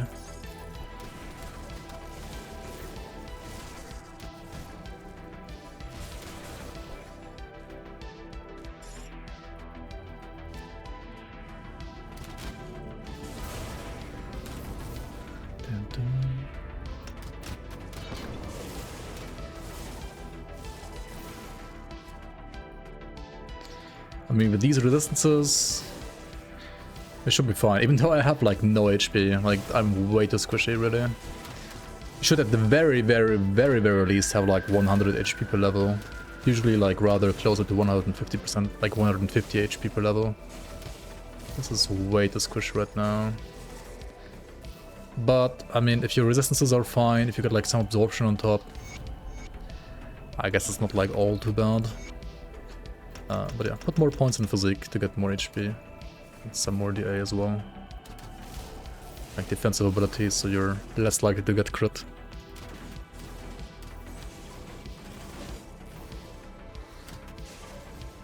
Holy shit, my aim, dude.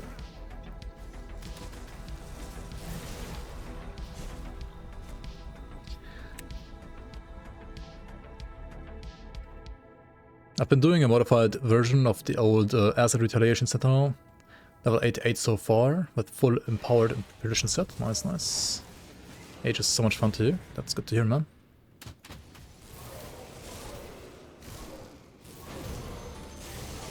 Yeah, precision is pretty good. And usually also like rather easy to obtain.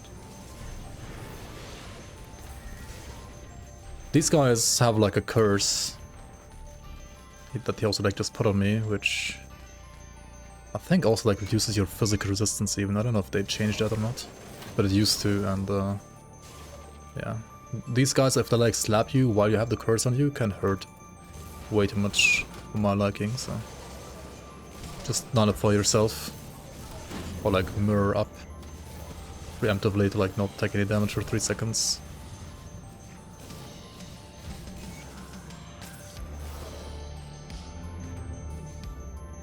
Meanwhile, you're farming for Ravenous Claw of Celerity for the billionth time. Getting so many rolls with Alacrity, unlucky, man. Yeah, really want Celerity for ages. I assume you're just playing like the spam version later on. Or like right now. For which, well, yeah, cast sphere is even more important. There's RR and Distortion. This has like 25 reduced elemental, or like, no, reduced all resistances actually. Which is, well, obviously good.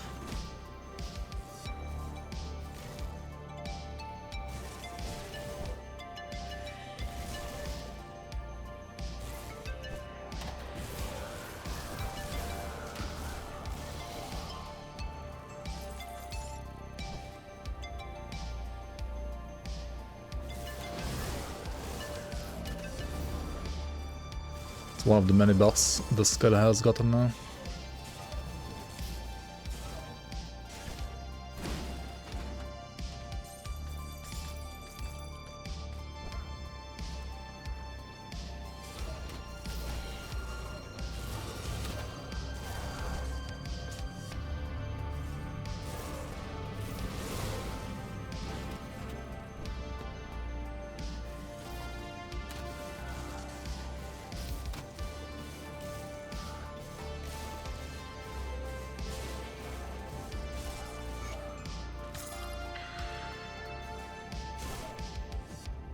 It's like worse AoE than, say, Cocktail, I guess, but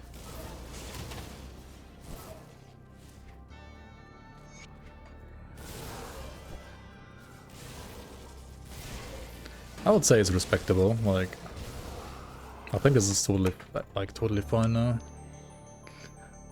Working towards spam ages, got the content already. Nice, nice. I mean, yeah, that's like, I would have thought the hardest part, but I guess getting a Celerity Ravna Claw is harder.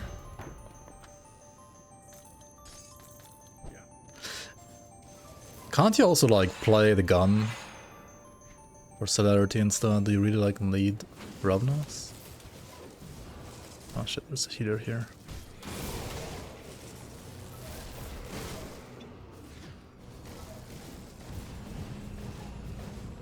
Don't stand the vitality pools here. Especially when you have like shit vitality rest. This can like kill you quickly, very quickly actually.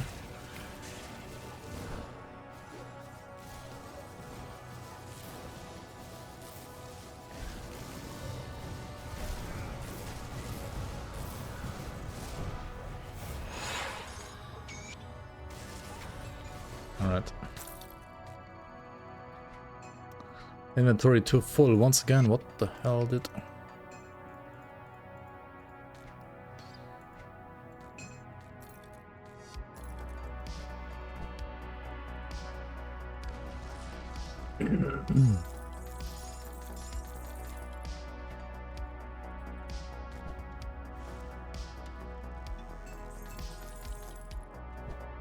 I mean, Panetti has better, I mean, TSS I would say has better single target, but it's like worse AoE than this for sure. Because of the cooldown and so on.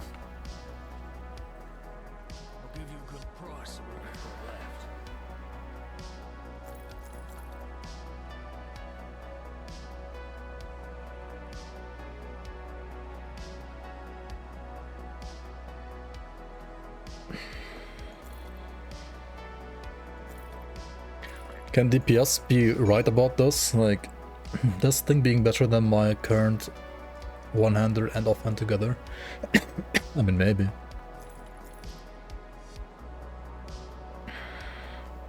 These gloves are really nice. They have... Actually, it's only the casting speed that's nice. Everything else is kind of dog. But I don't really need the elemental rest, so it's fine. This has fire damage and casting speed, that's good. I guess.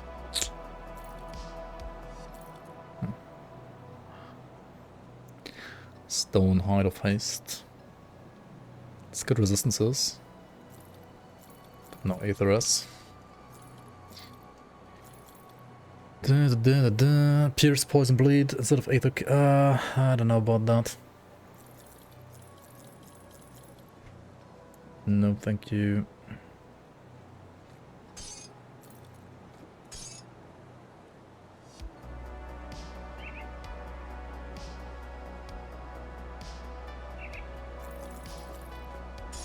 Kinda don't need any of this.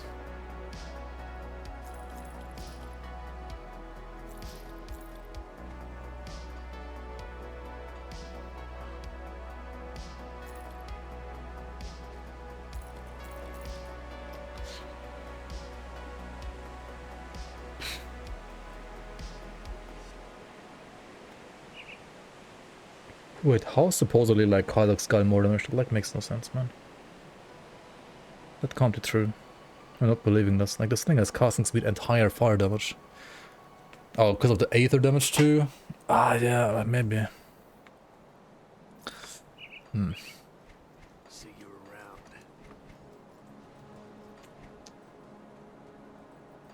One thing I could also craft is like a cold stone. Or a Blint as well. One increases fire damage, the other one like cold damage. Could also do like a Wrathstone for Aether damage. You can put those like in your weapon. Gives you like an aura that also like gives you percent cold damage, for example. Which is good. That is certainly good.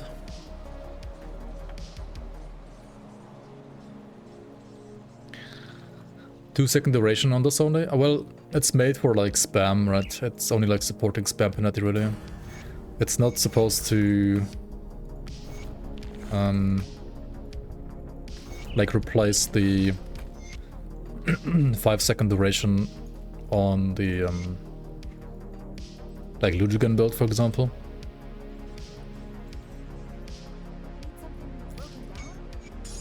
Is this elemental Panetti? Right now it's honestly just Panetti. It doesn't really have an element. But it's probably gonna be elemental Panetti, yeah. Like it's elemental and aether at this point, but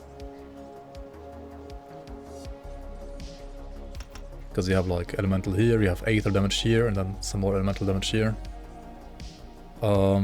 Which overall would mean this is, yeah, a little bit heavier on the elemental side overall. A little bit, not much. I mean, like 2.5 times more elemental than aether damage. But of course that also like depends on my percent damage, which I have right now. 139 fire, 157 cold, only 45 lightning, and 55 aether. Yeah, if I had like more aether, then I guess it's more like a 2-to-1 maybe, or like a 1.5-to-1 than a 2.5-to-1.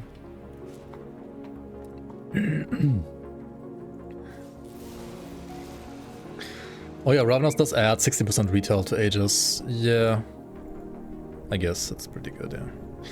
You level with Dreexy Eye? Yeah, Dreexy Eye is probably the best skill to level with a Sentinel. For sure, for sure. You can also do Pets or Bloody Pox, but if you're going like Aether, I mean acid damage later on anyway, I would definitely level with Dreexy Eye.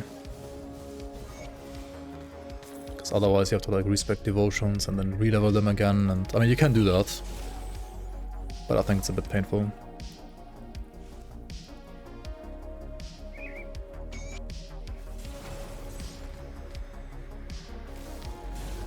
I already played a pure Aether Mage Hunter, like a playthrough, which you can also find on my YouTube, like in the live streams at least. I should like probably re-upload that as like normal videos maybe at some point.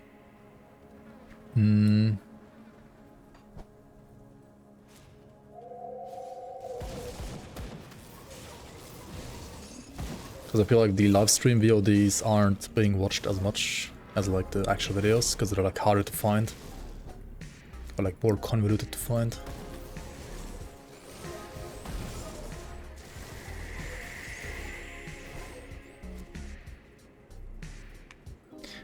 So this one is eventually gonna be elemental and not aether damage, yeah.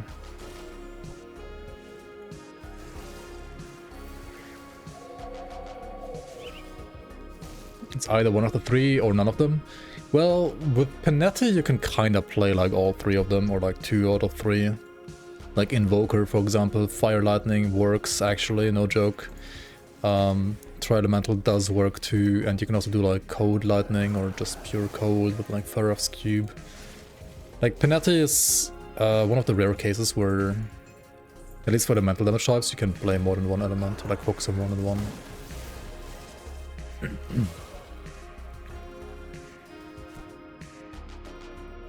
You can also do physical Panetti. Especially in the leagues, there's decent itemization for that. In the base game, I mean you can do it too, but the itemization is kind of scuffed, I would say.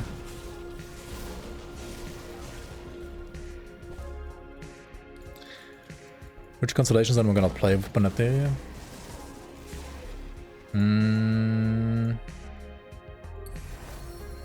I mean, depends like which route you're gonna go exactly. If you go like Invoker, Fire Lightning route, then you want like the 2 Lightning and Fire resistance reduction devotions like Arcane Bomb and Eldritch Fire, right? You do not need any flat resistance reduction anymore because you already have that, so there's no need for Rowan's Crown anymore. And what else can they do? Ulta's Devotion is pretty good. You can also play... you can also actually like play Attack Saru and Elemental, that's not that bad. But yeah, Ultas is good. For sustain, I would reckon like Behemoth or Chariot are like really good now. Yeah. And you're also gonna get like some leech later on from like items, but that's gonna take a while to get there.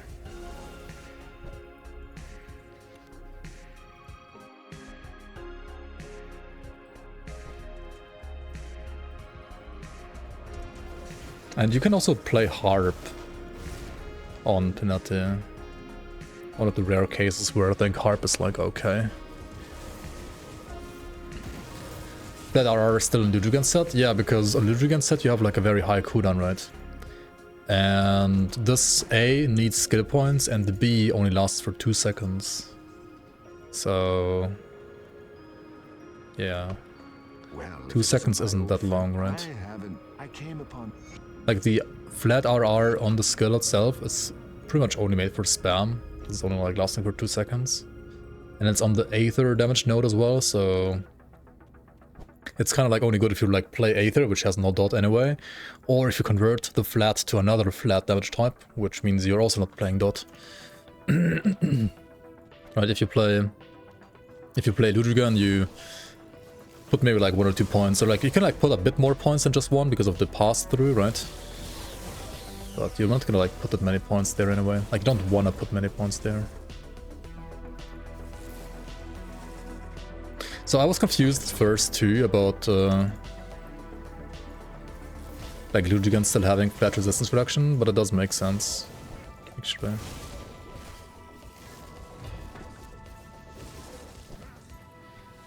Okay. More physique maybe.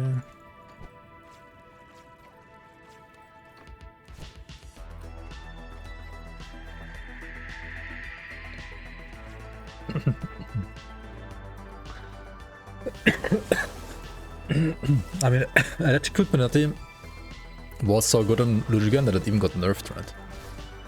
It actually got like slightly nerfed again. Don't think there's conversion to fire for PRM. There's only fire lightning hybrid, yeah. There's pure fire in the leagues, but in base game there's only fire lightning hybrid. Sorry.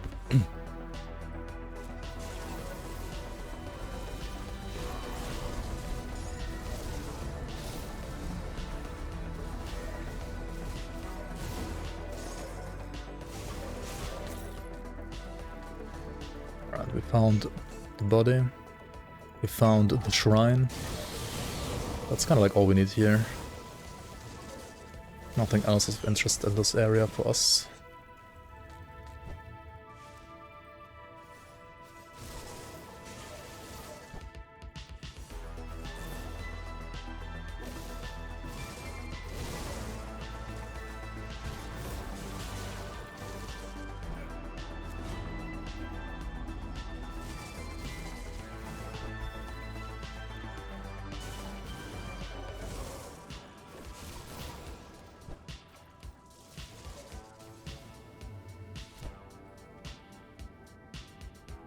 $30 is the new 75, yeah, that's correct.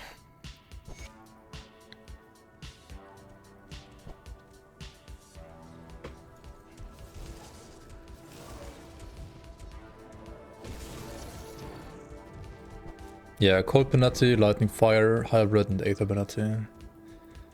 And then you can also kind of like play Elemental.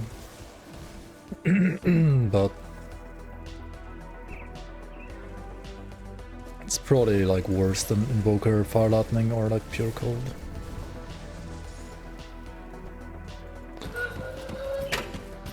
Ah, I've been expecting you, human.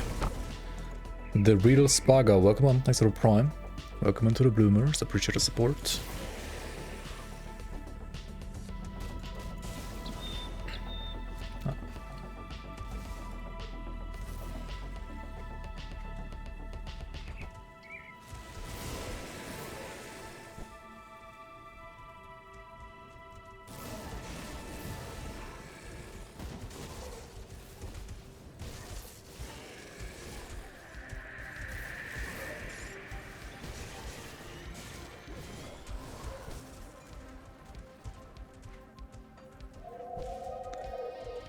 speaking of nerfs, why nerf pets more? I don't know, which pets did he nerf? I think like something got nerfed, yeah, but I don't know which one. I forgot again, because pets, like, I don't know, I don't follow pets all too closely, to be fair.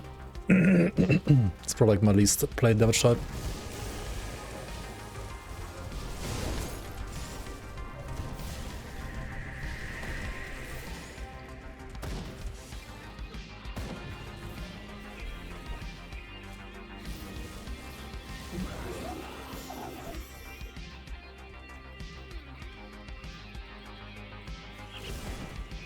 I had a contribution to nerfing pets. I don't know about that.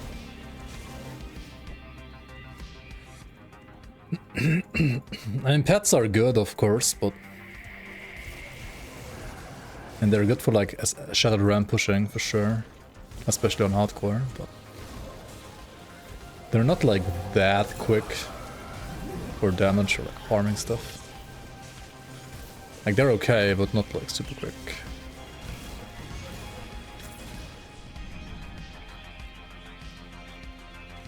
Root like some percent damage from all the sets, kinda.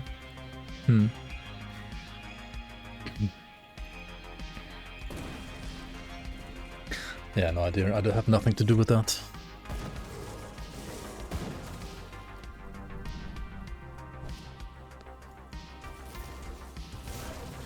I dig with them eyes. I'm looking for PRM. Yeah, there's like one Grobo Stone effigy that you can get right around Pine Barrens, actually, where I am right now. Like around Tyrant's Hold, more specifically. So we're gonna try to like get an offhand there from like these Stone Clan Grobos.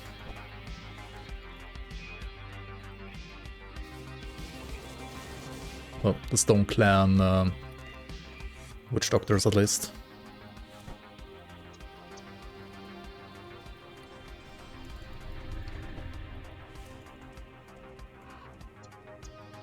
And then, yeah, you either play Slathzar's Crest from the Ancient Grove for 8th Panetti, or you play Wendigo Eye for Elemental Panetti.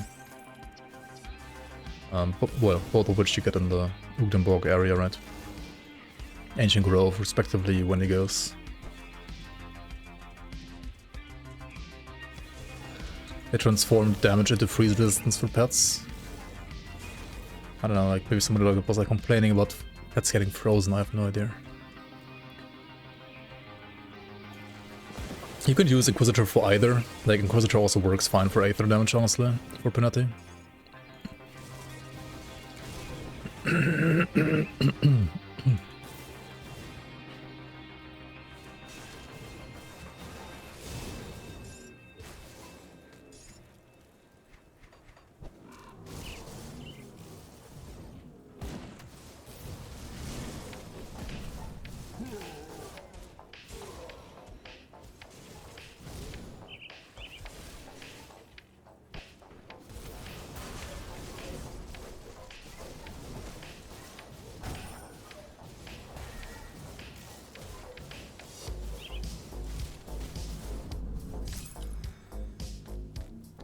I got sundered, oh no.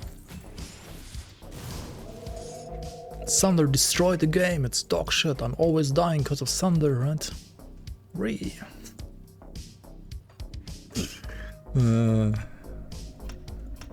As if the game wasn't already like easy enough, dude.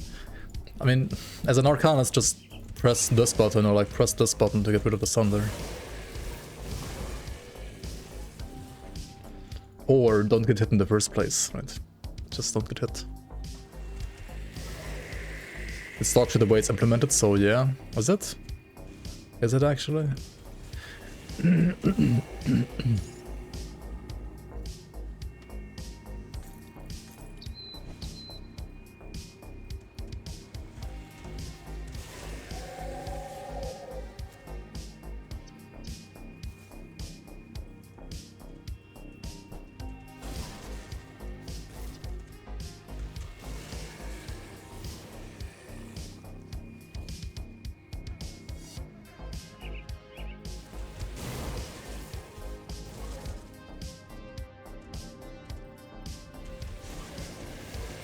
It's either meaningless or jacked up. Yeah, I think it should be higher values in the campaign, personally. I think it's too weak in the campaign. I agree.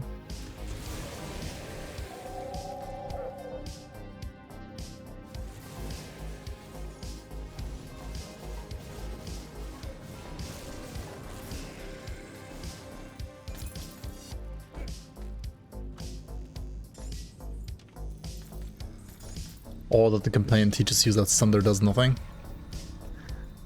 Yeah, I guess, kinda. I mean, it does do something. Like, you get Sundered and you're like, you look at the debuff and it's like, oh my god, 30% more damage taken. Holy shit. I think the problem is that, like, most campaign bosses just don't deal enough damage in the first place. They, like, deal no damage.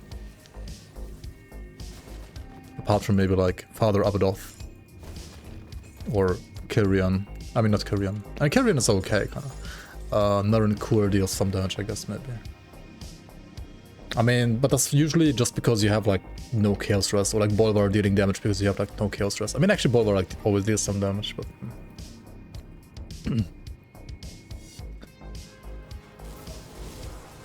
You out-XP campaign? How do you out-XP stuff when, like, XP's with you?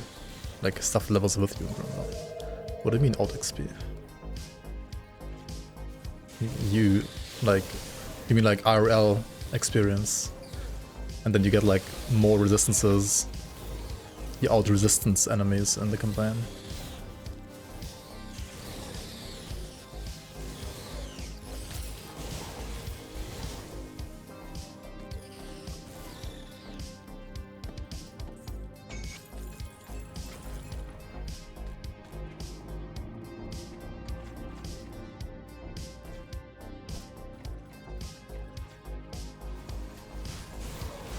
Yeah, true. I mean, if you don't know that, then you die. But if you don't know that, you can also, like, die to non-Sunder attacks.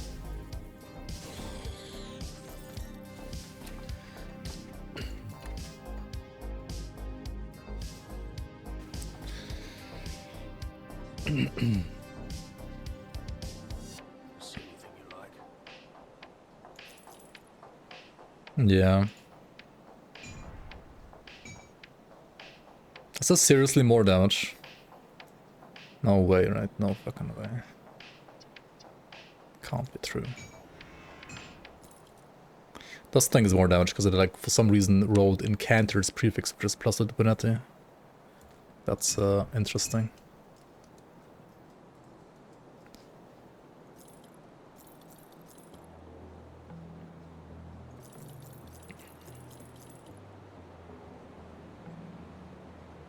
It's like more luck than anything else, really.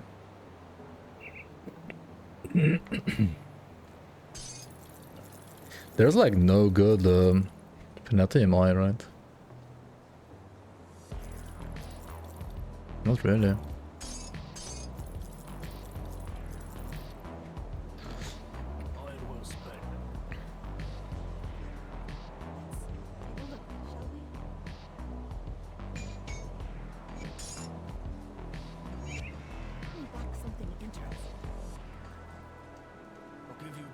Yeah, Panetti has like 3 MIs total, and 2 of them you can't use on the same node.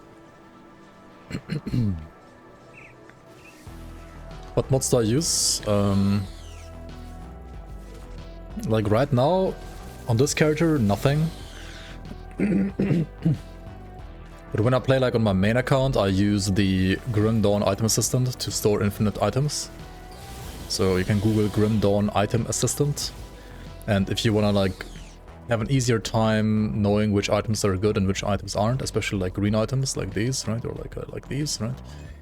You can check out the Grim Dawn rainbow filter, right? Google Grim Dawn rainbow filter. Those 2 are the only ones I'm using ever. And I guess I'm also like playing the Grim Dawn Community League, right? Which is technically also like a mod, but yeah, that's like a different kind of like expansion to the game, kind of.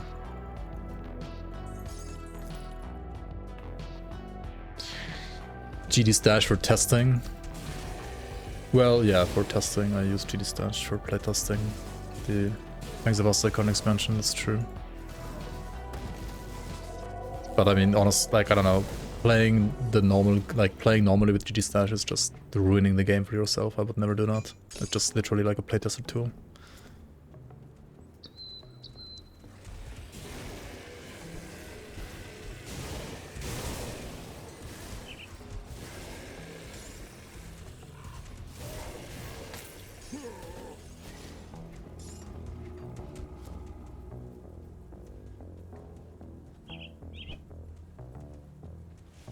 StarCraft 2 player as well. I was actually a Brood War player.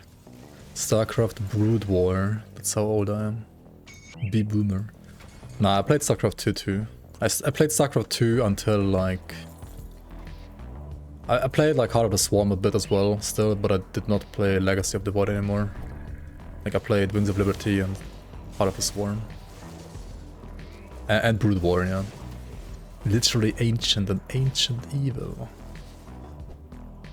Okay, we gotta like kill some more Grobels. I didn't get the effigy. What the hell?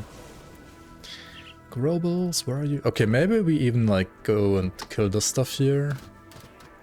I got like shit Aetherus though, and in this area you're gonna like get some bandits, and there's like some bandit guy who deals Aether damage here.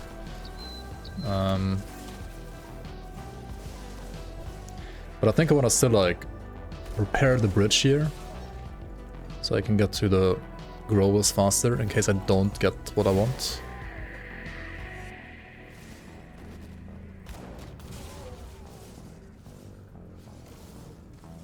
But maybe it's gonna be a waste of time, who knows. A waste of scrap and time. Okay. How much is this? 10 scrap? Oof, expensive. But yeah, now you can go from Twin Falls to Arcovian Docks. And also like to have Tyrant's Hold faster than before. Which is where like all the Grobels are at.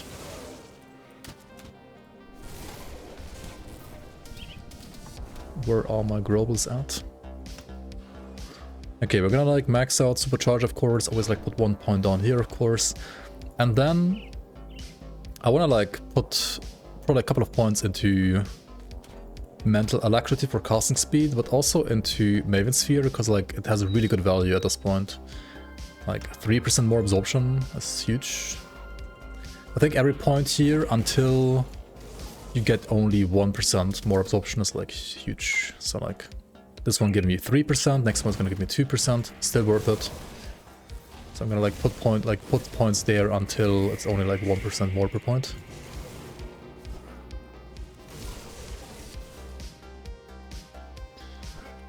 I was wrecking people as Protoss in PvP. I played Protoss in Brood War, but I played Terran and StarCraft 2, so I was the one getting wrecked by Protoss. Hence the name.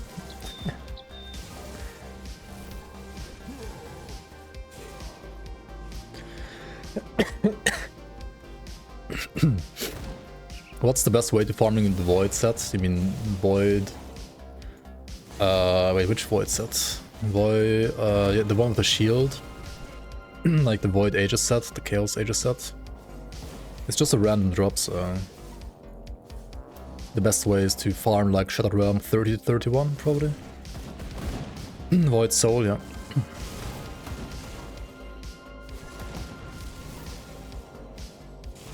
Nightblade, Arcanist, Frostburn, why not? I mean... There's no why not, it's good, you can just play it. It's good.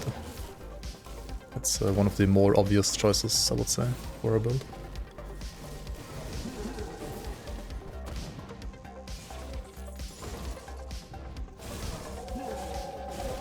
Also, if you, once you have the helmet recipe for Void Soul, you can just make like 4 helmets and then use the feature from Forgotten Gods where you can like transform one piece of the set to another piece of the same set. So like once you have the blueprint, you basically have this full set, right? Which makes it like really easy to complete sets. Neat. Welcome.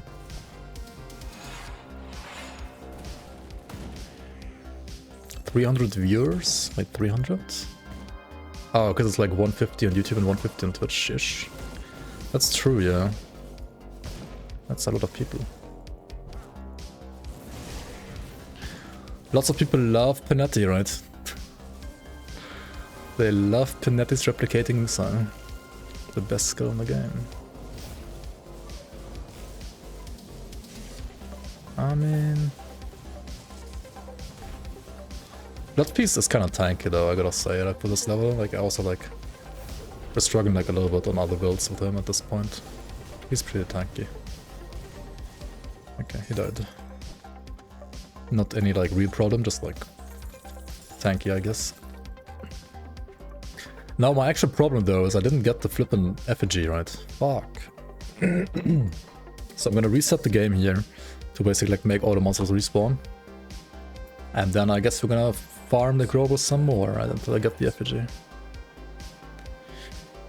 This ring has casting speed, which is good, but like no resistances whatsoever, so it would be kinda...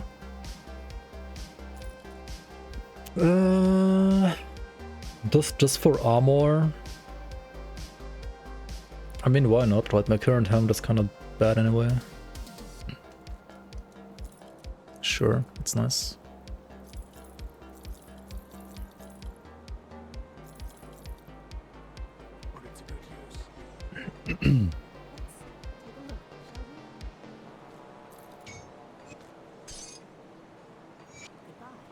This also, I think, makes me like able to retract 1 more point from Mavens again, because I think up to 4 points is where you get like at least 2% absorb. Yeah, this is 13, so next level from now, from 4 to 5 is only 1% absorb, so it's like, it's still great later on, but right now I don't think it's great. So we're gonna like just put more points here and down the bar. Actually, no, we go from Twin Falls, that should be faster. Let's go from here.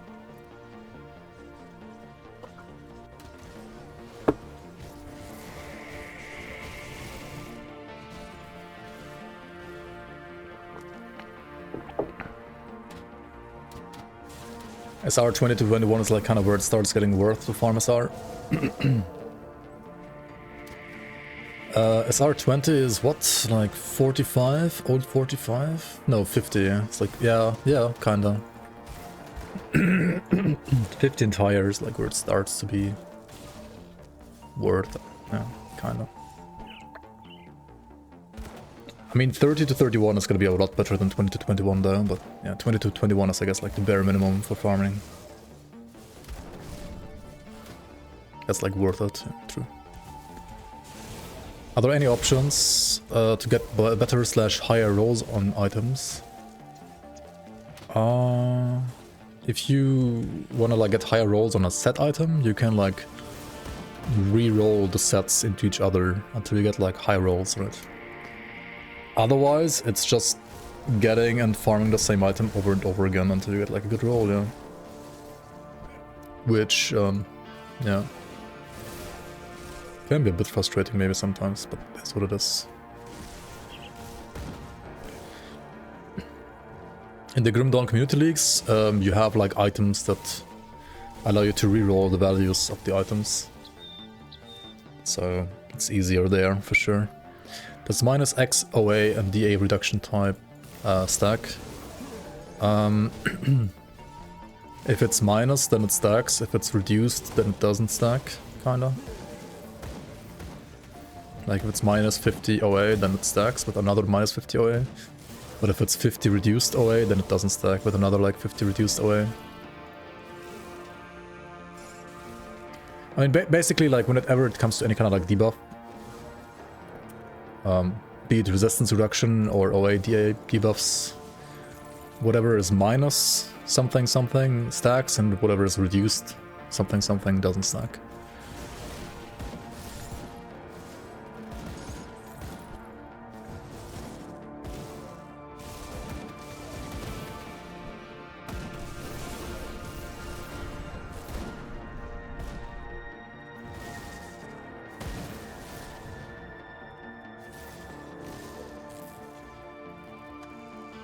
Currently playing the Storm Totem Druid, nice. Yeah, that's a good one. A good way of using nullification is when you have a reflective mob, you can remove the reflective aura from them by using nullification. Very helpful in some situations.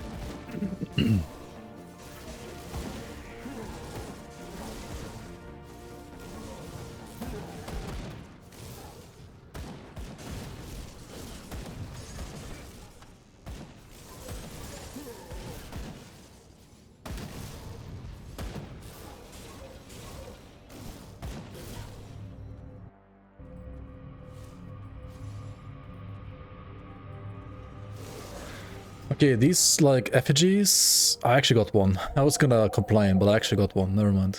Okay, I mean, I think we're done here. I don't need the rest of this. What is the role? Aggressive of the Aether. I mean, that's huge for Aether, Panetti. I mean, I'll take it for now. It's good enough. We can like reform this later if you want to. This is very nice for now. Okay, cool. I can just proceed to homestead them. That is very nice. Also, since I got some soul shards now, I think I'm gonna use soul shards instead of these, because soul shards give like 20% vitality to us each, which is a lot. And we don't need these anymore. And now we could play a like imbued silver, for example, to increase my rather terrible chaos runs in preparation for the blood growth, which is not gonna like be too far away from now. There we go. And yeah, this seems like a decent point to... Wait, this is proliferation as well. This one down here. Okay. I think I'm gonna like remove some points here and like just make my way to proliferation right away. Just get like 1 point here to make, well, use of the... Maybe like 1 point down here as well. Yeah, maybe not actually. To make use of the plus skill that I have from the effigy. And now I think it's also a good time to make like a short Grim Tools for this Arcanist. Right, we had the level 16 Arcanist earlier, and now we have a level 28 Arcanist. Right, if you wonder what it looks like when I'm playing right now, you can check this out right here. Actually, there's 3 more devotion points missing. Like put 3 up here.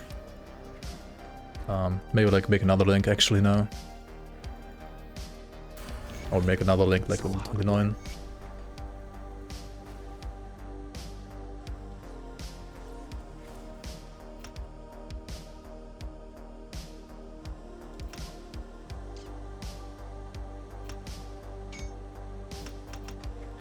Maybe like this, yeah. Okay.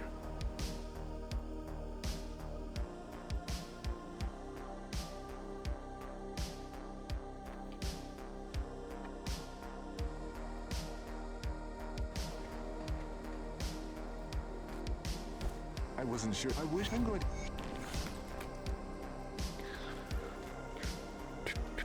I'll skip it. The Legion is split on.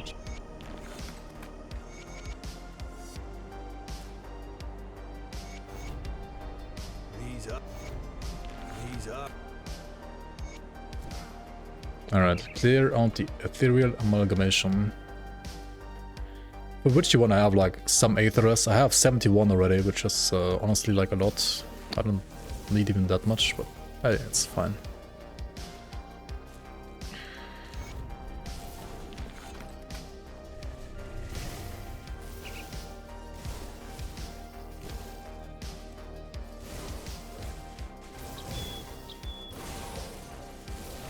Now, proliferation adds more projectiles, right? It adds even more fragments, like the green fragments that you can see now are the proliferation fragments. The damage of the purple fragments, the normal like Panetti fragments, they are also gonna get this damage from proliferation, but the green fragments only deal the damage of this node only, right? The purple one deal like the damage from all the nodes, and the green ones only deal the damage from proliferation only. Which, yeah, it's a bit weird maybe at first, like the first time you hear that, but that's just how the game works. Like that's like how Proliferation works.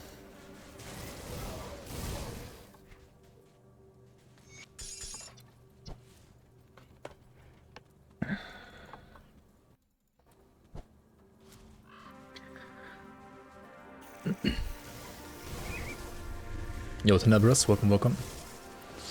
If you play elemental damage, what would you recommend going in the devotion tree? Is getting Rumor, Witchblade and Widow in a single build worth it? Or just stick with the elemental damage ones and ignore RR devotions?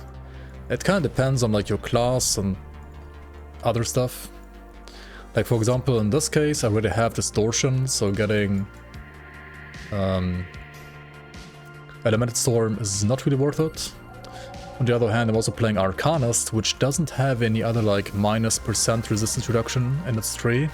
So getting stuff like Widow, Witchblade, or even Murmur has higher value. But if you're playing like an elemental damage build and you're already like a class that has elemental resistance reduction, like for example say a Shaman or like a Inquisitor and so on, right? And then the value of the individual like resistance reductions reduces. And if you have like no like reduced resistance reduction, the flat type that doesn't stack, then you kind of want to like get Rowan's Crown, and then you have like even less points available to go for the other like minus like the stacking ones. So in that case I would probably just like go for Rowan's Crown, and otherwise maybe just less like I don't know, Crab or Hyrian or maybe Ultos or Elemental Seeker like Blind Sage or Ataxaru. But I think in the Arcanist case right here, it is probably worth it to go for the -% resistance reduction devotions. A, because Arcanist doesn't have it, and B, because I don't need Rowan's Crown on this build.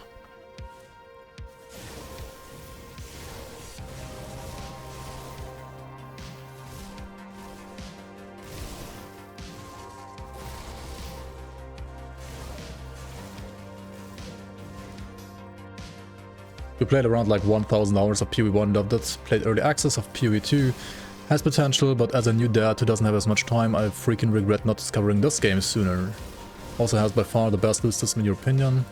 Reminds you of Borderlands 2 in a way. Wait, Grim Dawn reminds you of Borderlands 2 itemization? Interesting.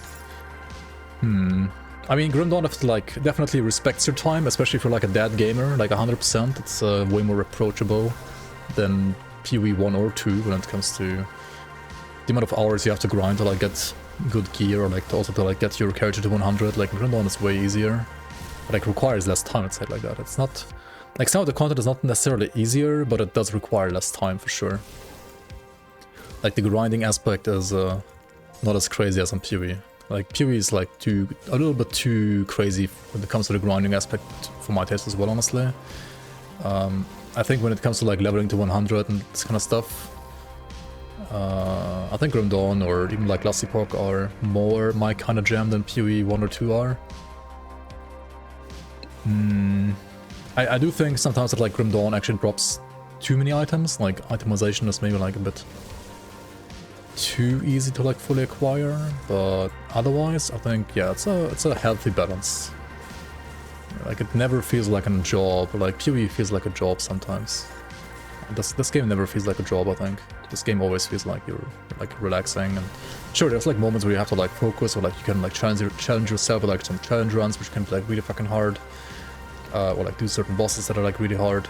Like there are moments where you do have to focus, but most of the time it's yeah, less tedious and more relaxing for sure than PoE. And the entire world, like PoE world and lore, is actually, I think, actually not that bad, but I think the audio presentation in PoE is better than in Grim Dawn, I think, though. Like, the sound design of PoE is impeccable. And I wish sometimes, like, Grim Dawn had a better sound design, too. But, I mean, Grim Dawn's, like, a small studio, so, like, they didn't have, like, too much money to use on, like, studio, like, records and so on, or, like, recordings and so on, right? Like Grim Dawn sound design is fine, but I think PoE is better for sure. What worlds like tile sets? I mean, like apart from how they are like presenting the world, I think the world is cool, but the way they're like presenting the world with like all the random layouts, which are still like cool for endgame, don't get me wrong, but like I think for campaign, I don't like random layouts that much. I think I prefer like handcrafted layouts for campaign itself. Whereas in Grim Dawn, it's like one world that's like all crafted together and all like fits well together. And maybe like sure, like the graphics aren't like the most modern anymore, of course, but everything like feels cohesive and naturally like fitting together. I don't know, like Grim Dawn is just a well-crafted game, I would say. And also like all the lore from all the lore notes and so on. There's like so many stories being like told and everything like actually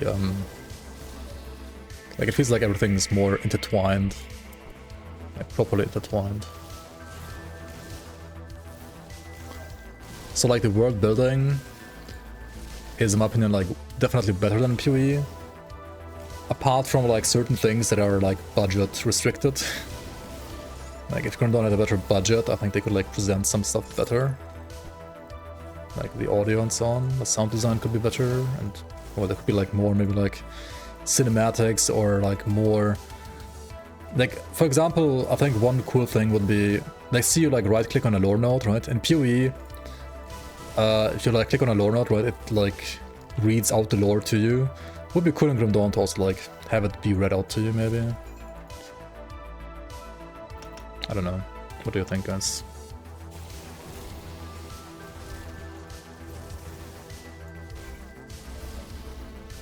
Please no. I mean, you could have it like enabled or disabled in the options. I think it would be cool. But maybe you guys like reading yourselves. Everybody loves reading, right? Especially in computer games.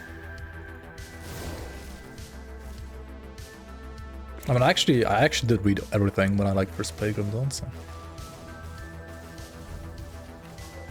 Like, energy is like still a little wonky, I just realized. You got like wait 3 seconds for the pot here, that sucks. But otherwise, damage is good for the boss, it's like totally fine. Yeah. Apart from like having 3 seconds of being out of energy, this was very smooth.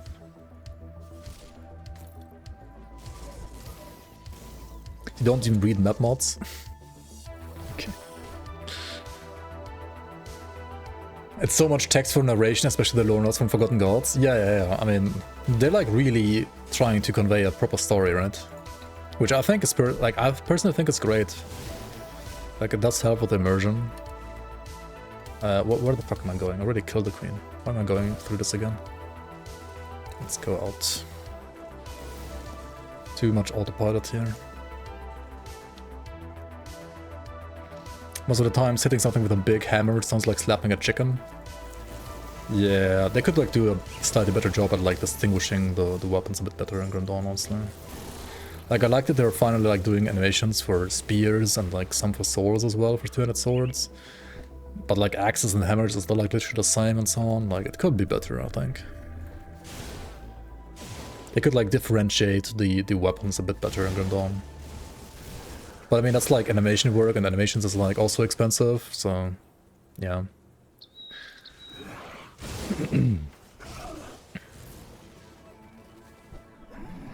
Basically, again, like a budget restraint,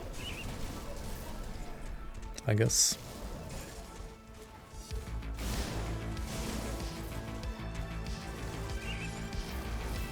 But I mean, also like I think create is hiring still. Like if you are an animator, right, if you're like good with Maya or 3ds Max, I think they're using either. I mean, might work to like apply to create, to work for them maybe, to make things about the current happen quicker, or like Grim Dawn 2 maybe even. When does the DLC drop? At some point this year, hopefully in the first half of the year. We'll see.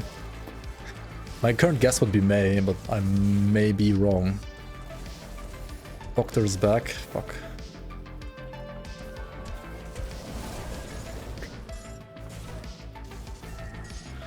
Grim Dawn 2 actually on the roadmap? I think Grim Dawn 2 is like scheduled for next decade.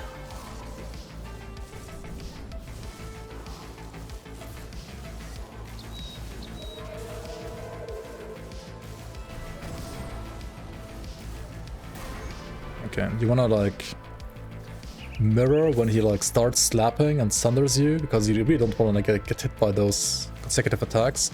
And at the very end, when your mirror like drops, you wanna nullify yourself to remove the debuff, any like remaining debuff from you. But usually you should like play this more safe and like don't face tank in that exact way, at least not on caster like I am right now, but...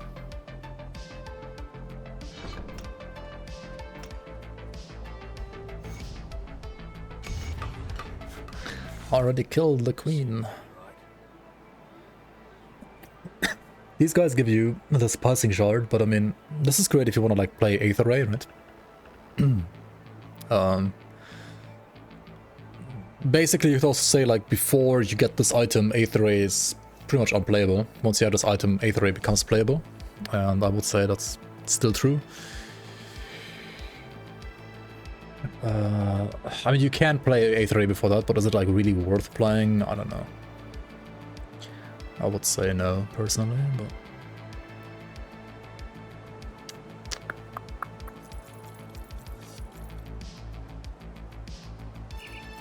God of String. God of String can be really good, right?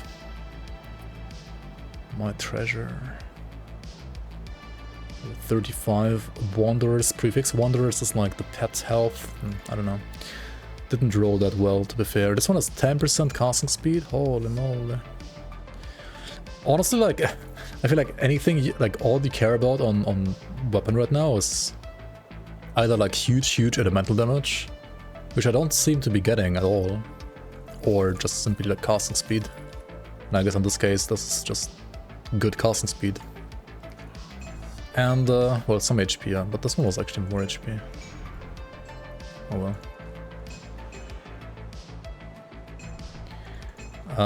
Yeah, I mean, it's more damage because of the Cold Stone component, which actually I think I wanna trade in for a Imbued Silver anyway right now. I'm gonna check out your build a bit later, Crab Turtle. Like maybe after Zarya or something like that. I think I wanted to like push to Zarya at least today. I mean to Karos rather than Zarya. Like I want more Chaos Rest, right? So I'm gonna like get another Imbued Silver right now.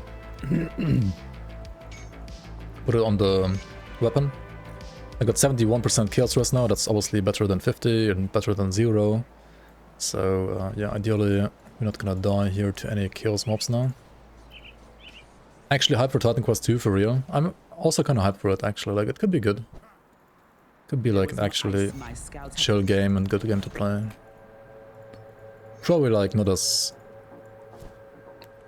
ultimately expensive as PoE 2, but I also feel like PoE 2 still has like some very like old and archaic like design decisions in their game for like literally no reason.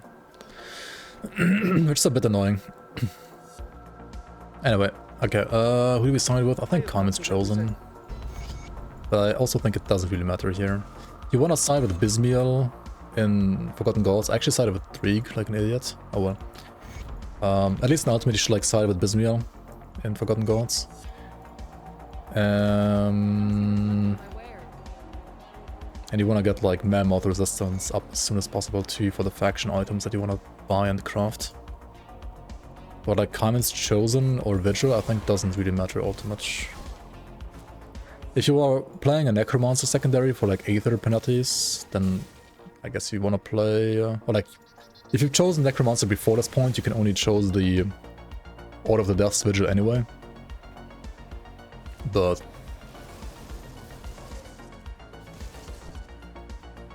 I think otherwise I would usually go Carmen's Chosen. It doesn't really matter though. 85 Celerity, that's a great drop for Aether Ray leveling. Yeah, it is actually. It is. The Pulsing Shard I heard earlier. Yeah, very good drop for Aether Ray for sure. Aether Ray before Pulsing Shard is playable because of infinite potions now. I guess so, yeah. And lots of Ectoplasm.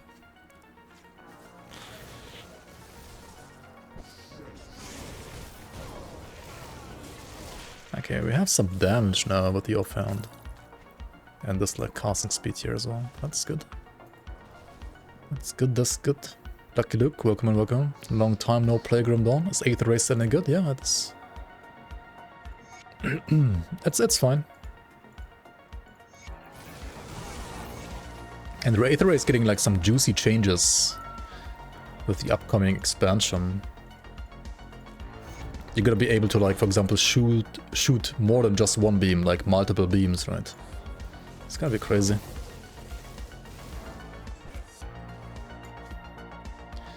Do I bother with the quest for Vigilant Arcanist Chosen? I actually do, yeah. Usually I do. Just to get like the reputation up a bit earlier. Even though the reputation most of the time doesn't matter all too much.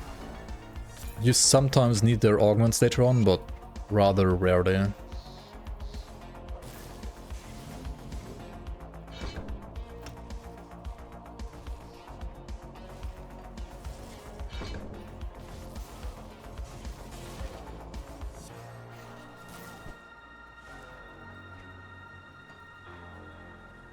Haven't gone through Death's Vigil yet. Actually having some closure to what happens in Arcanist Chosen via Forgotten Gods story was neat. Yeah, true. Yeah, the Vigil storyline, it's also interesting. It's somewhat also related to Forgotten Gods, actually. I mean, it's in a similar but different way, I guess.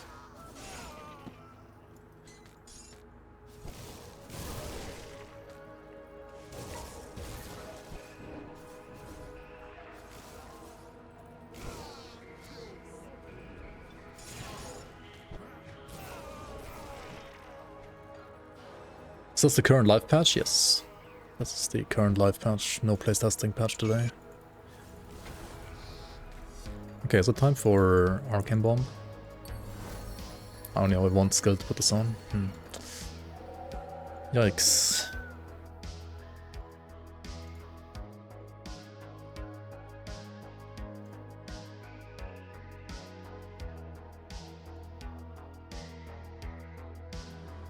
If I have like no other skill to put this stuff on, how do I even fucking like rock Witchblade right now? So maybe we don't go for Witchblade next, we go for something else next, like maybe Harp or Crab, for example. Crab is 3 purple, this is 2 yellow, 2 blue. Yeah, I think I want to go for Harp first, actually. 2 yellow, 2 blue means I would need to go for like...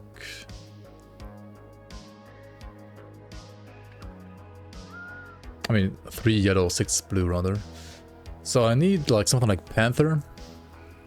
I could go Panther, remove Eel. And then get like purples for that, like Owl for example. Or Throne. Throne for defense, Owl for damage. Whichever I'll need more at that point. Yeah, Harp is also good for Energy Sustain, yeah, for sure.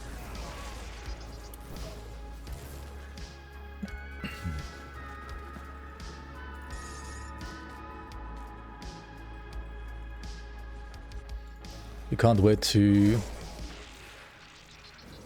AU in the expansion. Oh, Sobo Solitario meme. Is this like... Oh. It's DMCA music, right? I forgot. I can't really play that on stream right now, but I'm gonna check it out later.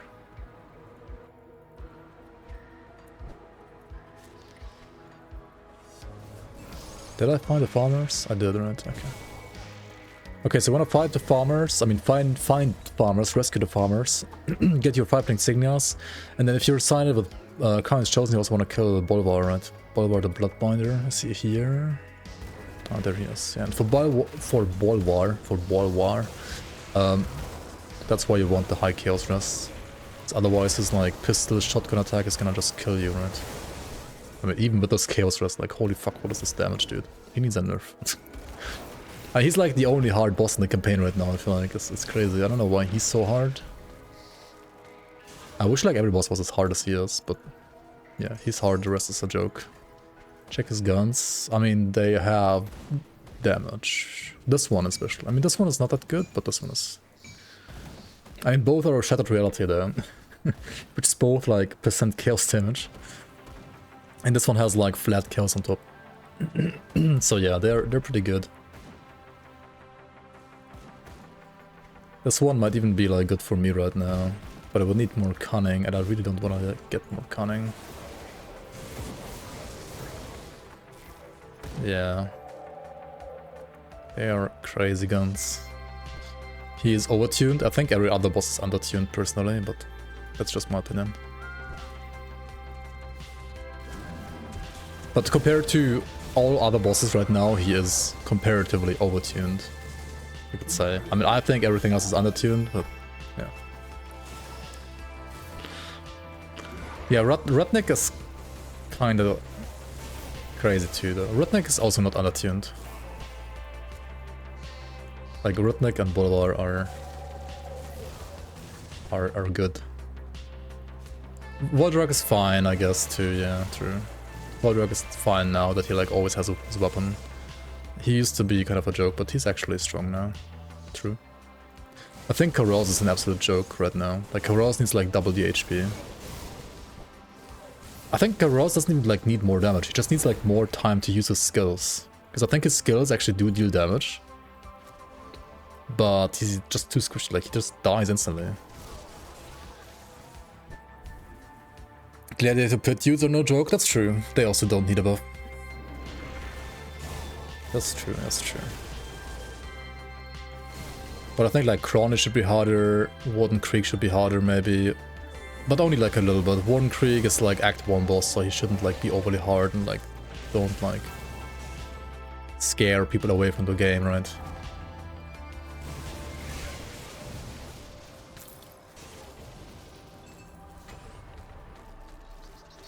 They also do speedruns. I did do speedruns in the past for Grim Dawn, yeah. Not in the... I haven't done one on the current patch though, no. I think the last one was 1.1.9.6 or 7, something like that. I don't remember. People struggle with Krieg in the Grim Dawn Facebook group. Yeah, but are they actually like playing the game or...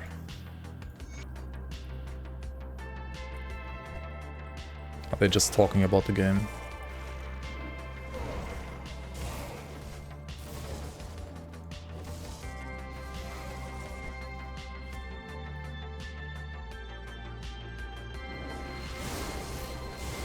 Krieg is fairly hard. Maybe.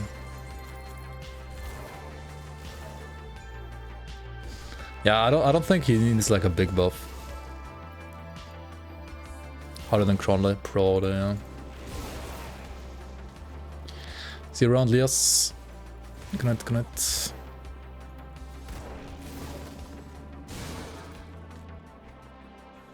Chaos bosses in the upcoming area is kind of weak too. I think Zarya is fine, I guess, because like too many people like still die to her, like resist reduction into crystal combo, which is like easy to play around once you know, but I guess many people don't know, and like many people are actually dying to Zarya, right? But Karos... Like Karos is just... He doesn't have enough HP, I think. He just dies too quickly. No Rainbow. I haven't been playing with Rainbow, I think, for the last 6 months, maybe? Like, ever since the league started, at least, I didn't play with Rainbow. I've been playing, like, on and off with Rainbow. Sometimes I use it, sometimes I don't. I'm fine with either, personally. I don't need it, I don't mind it. It is good for new players, especially. Okay, you see this debuff, right? You nullify yourself, she casts it like instantly on you. Then you attack her, and if she like summons the crystals, you just attack the crystals, because otherwise they kill you. And that's the fight. But if you don't know that you can cleanse your debuff, or if you don't know that you need to like kill the crystals, then yeah, you can definitely die to Zarya. Like Zarya is, for people that don't know, she can be like very, very rippy. You can also move out of range, right? The crystals can't move and have a limited range, so you can like pull her away from the crystals. That's another way to play the fight, yeah.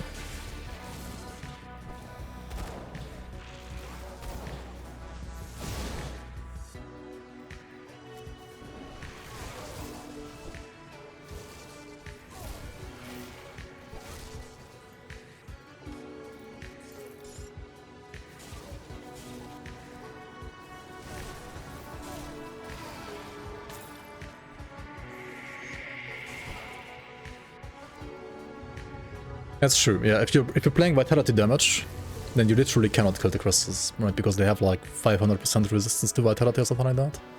So like you literally deal like 0 vitality damage to them, I think. Or maybe, I don't know, do they have 500 or was it like 100? Maybe it was only like 100. But I think it was like actually higher than 100. So even with the resistance reduction, you're not gonna like be likely to deal damage to them. But yeah, it does depend on vitality damage type, that's true. It's only really a problem for vitality though.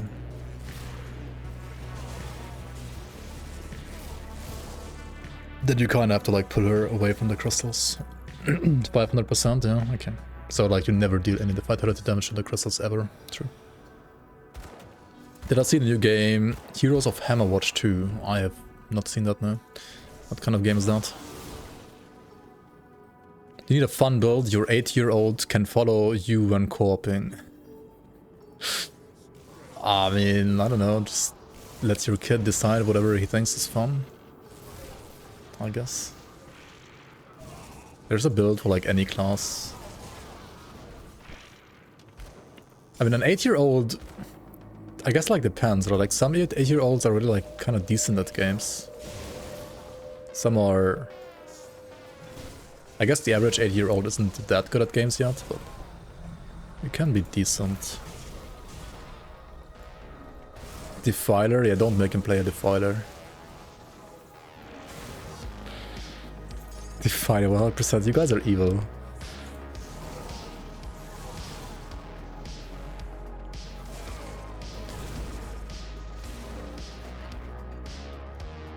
And he can shoot guns as a, like, I don't know, Purifier, for example, as a Demolitionist plus Inquisitor. He can throw, like, cocktails and bombs as a Demolitionist, and, like, go, say, Arcanist secondary for that to be, like, a fire caster, basically. He can be, like, a Totem Wind Devil guy, or, like, use Primal Strike as a Shaman, or, like, a Druid, like, Lightning caster, kinda. You just be like a melee soldier if you wanted to, right? Just like play a soldier and be like tanky as a warlord, for example. Oathkeeper secondary, or as a warder with shaman secondary. Those I would say like the two like big tanky classes you can play. Archon. And you can also play Archon, sure. It like depends what you want to do. I don't know, maybe he likes playing pets. You can play some shaman, occultist, or necromancer as well. I wouldn't, I probably wouldn't recommend playing a necromancer unless he wants to play like necromancer pets. Otherwise I think necromancer is...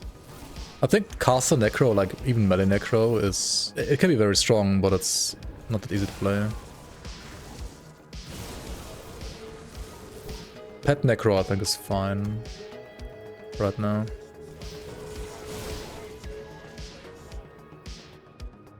Range Promise Strike maybe? I mean, the lightning builds are always fun, right? They're always very flashy. Promise Strike's very like big two-hander, big flashes, big damage, big AoE. That's always fun, I think. And you can go ranged, which makes it a bit safer as well. Okay, but like look at this boss, right? Like he's... I should have nullified myself with debuff now, and not him, by the way. Like, what does he do? He like casts like 2 mobs and then he dies? And now stage 2. Okay, I need like energy for stage 2, kinda.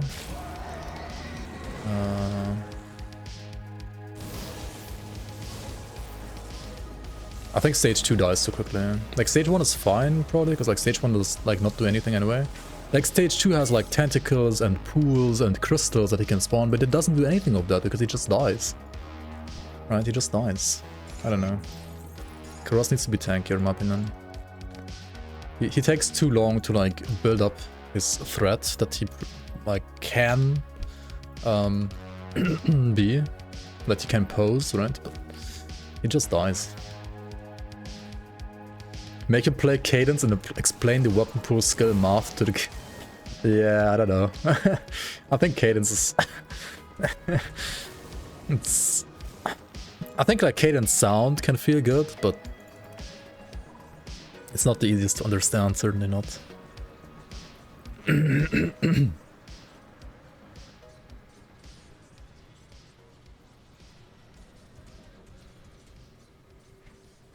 I don't know anything this boss can do, which is a problem.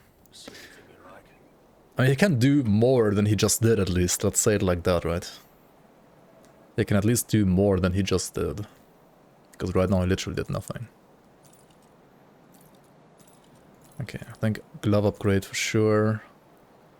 And then, did I get the other, like, casting speed component? I did. Spell woven threads, right? This one is the one I would also suggest over Unholy Inscription. It does reduce my vitality rest, though. But I guess it's... Oops. I guess it's still fine, to be honest. We can get some more damage. More casting speed, why not? See what's left of my wares. Bloods for investments can be pretty good too, to be honest. I need to like upgrade my armor, right? I have a level 7 pair of pants right now still. That's very low. Like way too low.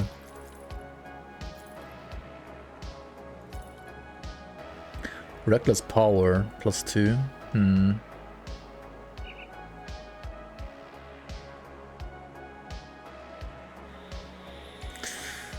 But not enough resistances. +3 to nullification to make it finally bigger. Yeah, let's go. Maybe I actually play this. Yeah, why not? +3 null is not too bad, that maxes my Aetherus. It's gonna sacrifice some Pierce Rest though.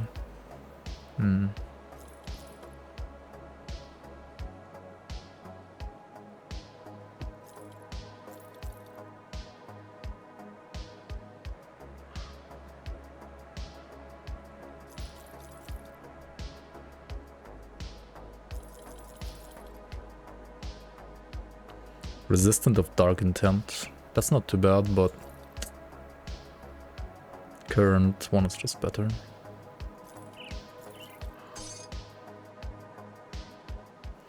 Survivalists. Only has slow rest. Hang on, this is +1 to Arcanist. I mean, that's good, but is it better than the Panetti stuff? Not really, right? Or is it? It's actually kind of close, because like the crit damage is not that impactful early game.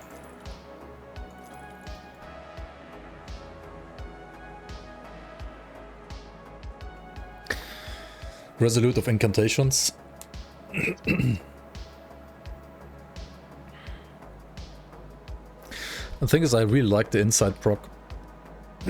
Sorry. And even with the inside proc, I sometimes have like energy issues. So, yeah.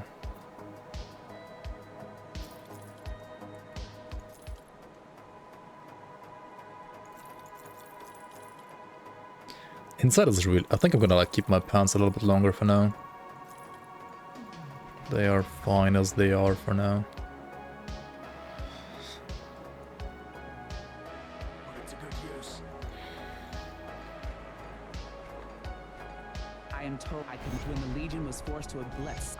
I've been there, done that, killed this and that this as well. Okay, see you at Port Icon. Some more quests to hand in here actually. This one and that one. Which version of Prom Strike is the best? I think for leveling, still like leveling with the two-handed ranged gun from Ugdenborg is the best. Alchemist belt, I really like this one. It's just really safe. And it gives me poison rest, which I also kind of need right now. So that's good. I could put a pierce resistance thing on my chest, probably, right? Like a resilient plating, or maybe a 6 watch actually to my chest. Let's do that for pierce and bleed rest. That's good. Let's go hand in some quests. Water lightning strike, 8-year-old, yeah. Water promise strike, why not? If you want to do melee, if you want to do ranged, I would rather go with a like elementalist or druid. Tinkering is my specialty. Okay. 1-1-1. We won. Master Alluvius, he needs us to kill the guy in Fort Herons though, right? Yeah, I think so.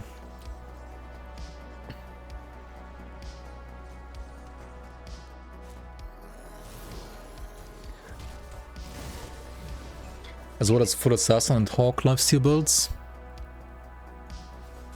You mean like those aren't that easy to play? I guess. Wait, what are hawk lifesteal builds? These Arcanists here are also like really annoying with their like mirror they have or like bubbles they have. You can also like nullify them very nicely. And with my chest now, we're getting some more points of that, so the radius is finally a little bit bigger.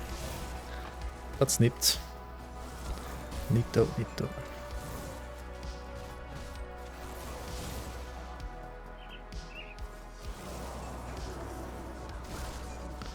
Elementals with the spear has insane regen. Yeah, I mean, Elementals in general can have like insane regen, to be fair.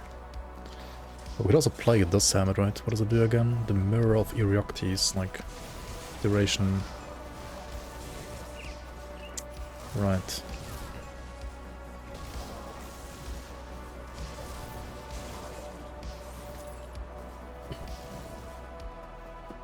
Not as shit since it does no damage.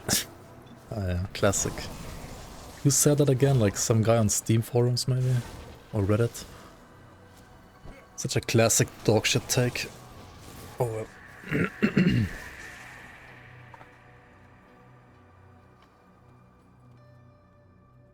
Speaking of easy, you play 1,500 hours and you still haven't touched a Pierce build. You hate Inquisitor and also the other part. And you can play a Pierce Blade Master or like, well... You can save Pierce damage for Berserker maybe. Play a Pierce Berserker instead.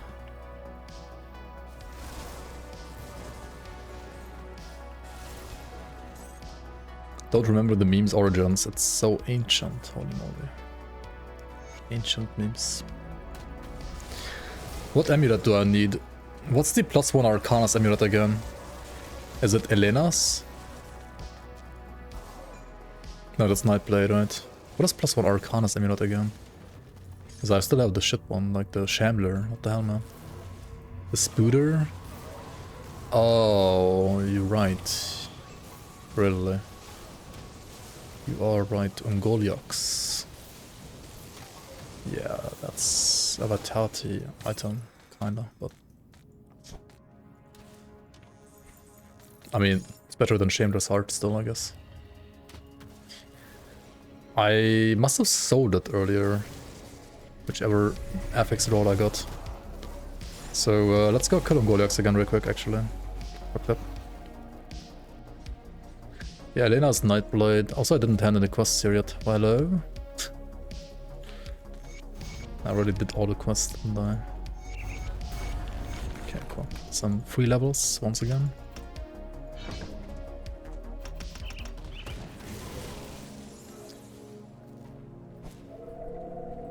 Yeah, same. I was also thinking about Elena because of Star Pact. It's like there to put 1 point in spirit maybe for now. I've put 2 points in spirit and 28 in physique, holy shit. That's pretty much full physique. I should like put a bit more in spirit really. Dare to put some more spirit. I would say like a 2-to-1 or like 3-to-1 ratio is like probably what you want to have later on. Do I need this? No, it's the one that's marked on the map, not... This is Bloodbriar, the one that's not marked on the map. And the cave with the marking on the map is Ungoliax.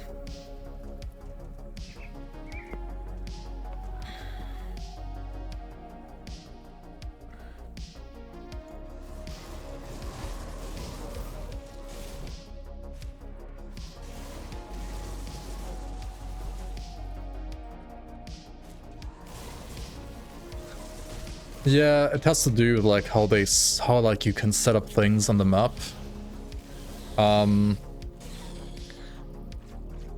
But you can still set up things better than how Crate did it, to be fair. The way how Crate did this, or like solve this issue, is kind of a like lazy setup, not gonna lie. Like you can still make this appear on the map, it just requires a little bit more effort than what they did.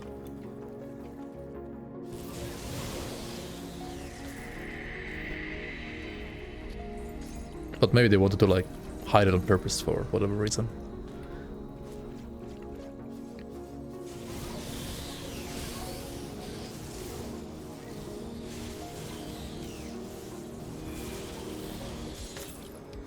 Off the Grove is a decent suffix. That's like a heal actually. Like Off the Grove suffix gives you a heal when hit. That's not like insane, but it's something. This gives you Vitality Devastation, which we're not playing, and oh, it has fire to it. That actually like fucks up the damage from Panetti, doesn't it? I don't know if this is good then. This might be unplayable.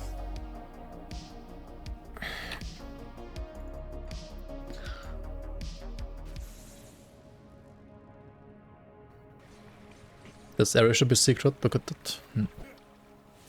Yeah, but Ungoliax has like fixed spawn locations and Bloodbriar has not. And it's easier to like put the icon on the map when like a cave has a fixed location compared to a random location. Or like a semi-random location. I'll give you a good price on what I've got left.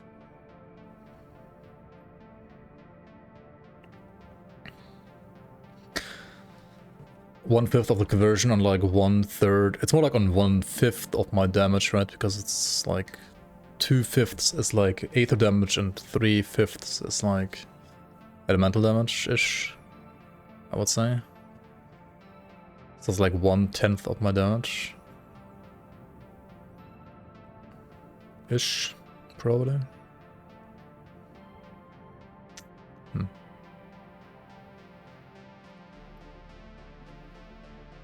How much is emotional damage? Dude, emotional damage is one of the highest damage, like scariest damage types in the world, that's for sure, man.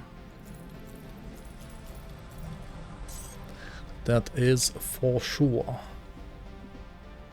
Anyway, I'm not sure if I'm gonna play this helmet or this helmet. This one has like triple res, this one has reckless power and lightning damage. Reckless power is still nice, because I mean that's the thing I'm gonna use next anyway. I'm not necessarily gonna use this in endgame, but like right now for sure I would always play reckless power over Star Pact. Or like reckless power over anything else. And then yeah, I'll maybe consider this too. And this one also is like reckless power bonuses, right? So I really have like lots of reckless power bonuses at this point. And this thing has IEE, which also converts Aether to Elemental actually, that's really good. If you wanna like keep on playing Elemental Panetti, of course, right? It converts like all the Aether, like not all, but like a part of your Aether damage from Panetti to Elemental. Like these items are really, really good. Maybe this is still worth them. Like sure, I lose like some fire to it, but I gain like way more Aether to LA as well. And this is still like +1 to all skills in the entire like Arcanist skill tree. Might be worth, might be worth. Alright, let's do one last thing. Let's do the cannons at the conflagration. Because there's also like another like shrine there. Shrine. We need Panther. I could go to Panetti even as well for another shrine. Room reveal when? It's the same room as before. Nothing has changed.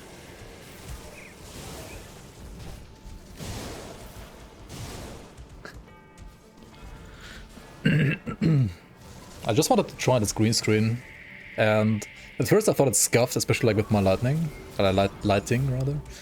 But I think it's not too bad, right? It's okay. What do you think, guys? Is it scuffed, or is it fine, or is it good? Actually good. Couldn't be better. Chef's kiss, really? Like sometimes I feel like it's a bit like washy around here between like the Gazer Man and me, but maybe not. Maybe you don't like see that too much on stream.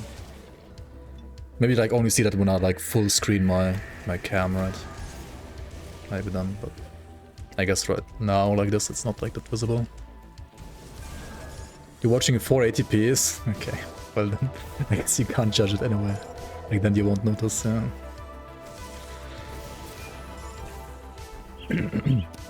It's all scuffed in 480p anyway. Okay. Okay, I mean Panetti also is a dungeon, right? But like skeleton key, yada yada yada, right? But if we don't want to like actually go there, we just want to like go to the shrine here and then get the fuck out of this place, right? It's not the most friendly place anyway.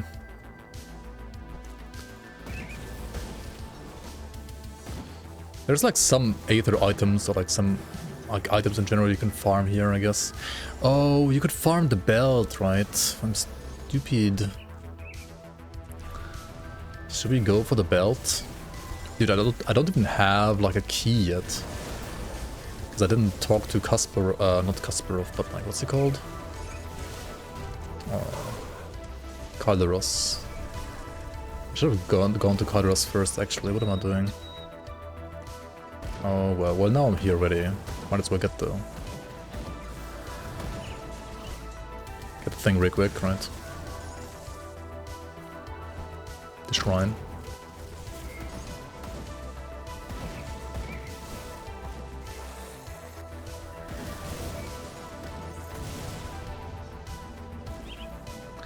Death's Vigil has +1 Arcanist faction belt. Fuck.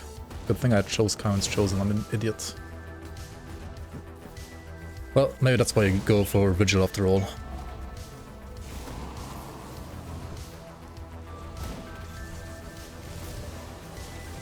Lessons have been learned.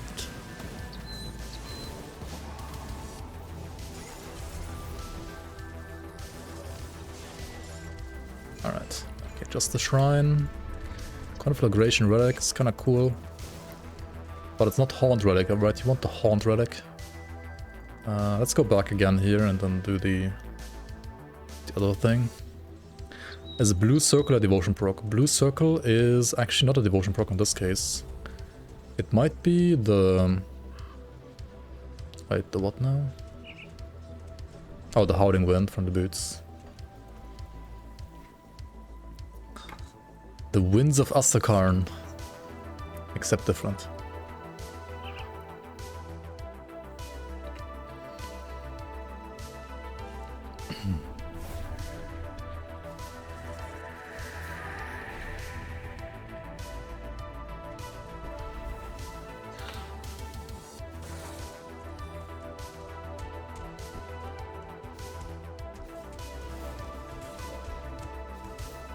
Careful with the Aether ground damage, right? Like it deals a percentage of your max HP and there's no way to resist against it. Like even if you have like 8% on Aether rest, you're still gonna take the same damage. And even if you get like more HP, you're still gonna like take the same damage as well, like percentage wise. But you do have like your pot, you have your leap, I mean, your evade rather, right? You have your teleport, you have your mirror of Erioctes, so yeah. You shouldn't die to this ever.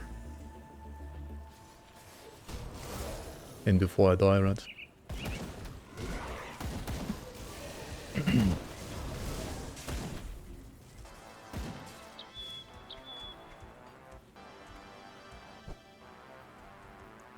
Your dad always went for the belt? Yikes. You just craft the Death's Vigil one? Yeah, true. Weber is too annoying to walk around in. That's also true. Guess I'm gonna have to do it though. Since I chose comments chosen without properly thinking about the belt.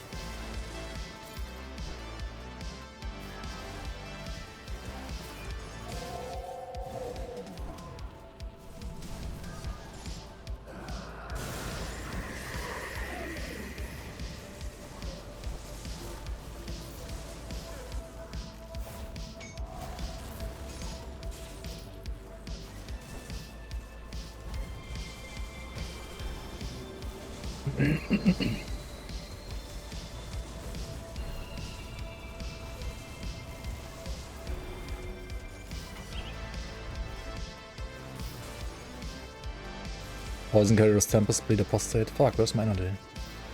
No.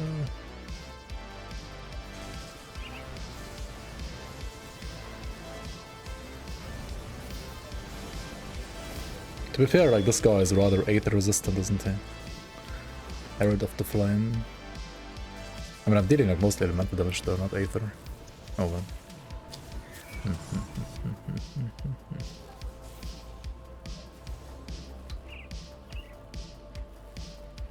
Oh, my new chest doesn't have regen anymore. Right.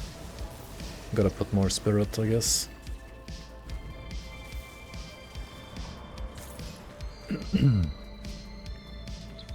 How good is this weapon? 117 Aether damage and 75 fire damage.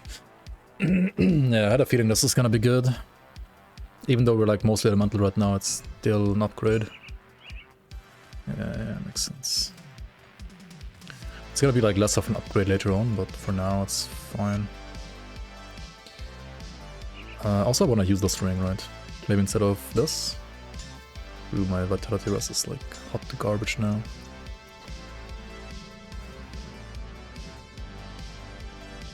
And then also we do this, which has vitality rest. At least a little bit more. Okay. Now I kinda wanna like get like reckless power though, right? With all this stuff on myself. Certainly need this. Because of Vitreous. Even though I kinda wanna like put an ectoplasm there as well for like energy, but I believe... Oh, I could also use this one actually for like energy stuff. But I need the movement speed from the ward stone still right now.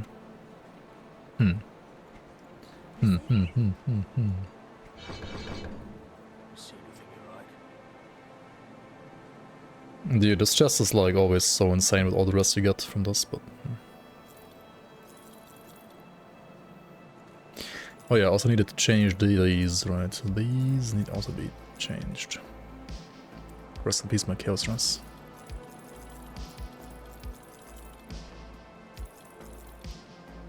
Okay.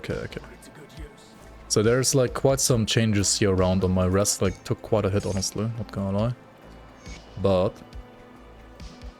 this should be way more damage now. Like way more damage. Siphon Soul's Apostate.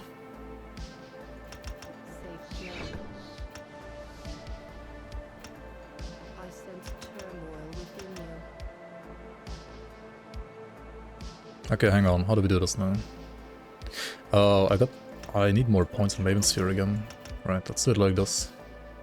That sounds good for now. And now, like next couple of points, we just like put points on Reckless Power, Supercharged, Mental Electricity, and also like Overload, of course.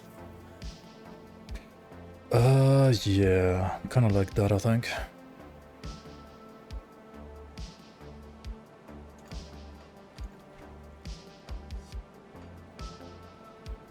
Borov. Wait, who? Okay, let's go to SLT real quick as well. There's a shrine there. We need the recipe for the key.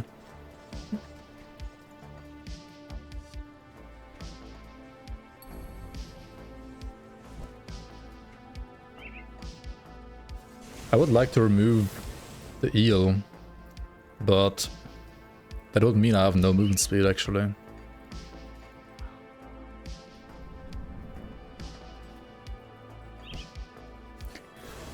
I mean, I have a Mark the Traveler now at least, so it's not that big of a deal. Like, if I have boots with movement speed and then like Mark the Traveler on top, then I don't need eel, right? Yeah. Wait, hold the phone. Where the fuck am I going? Just go here. No need to do hidden path right now anyway. I can just do that in ultimate. At Execute Sorcerer, you can do Lightning Calidor and the Lightning Grenado.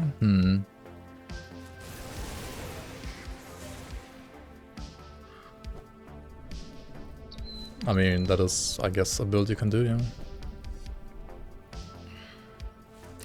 I mean, I used like a Lightning Grenado for my like 0 to hero like crate kill, right? With like the no sleep until crate is dead stream. Like level 1 to kill crate. That was on a Lightning Grenade or Sork actually. Oh my god, I didn't talk to him. How?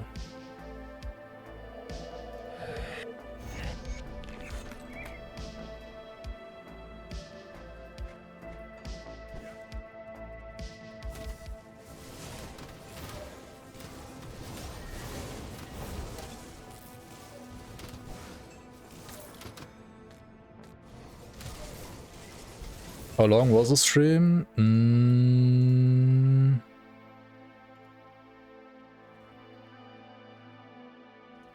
No sleep until crate is dead, I think was the name of the video.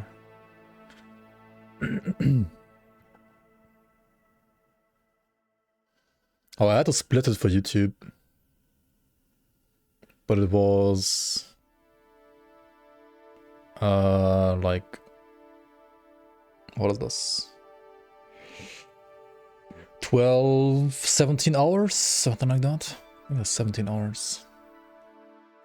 Wait, not even 20 hours? Was it that fast actually? That's crazy. Yeah, this was part 1 right here. And then like part 2 and 3 are like in the description as well.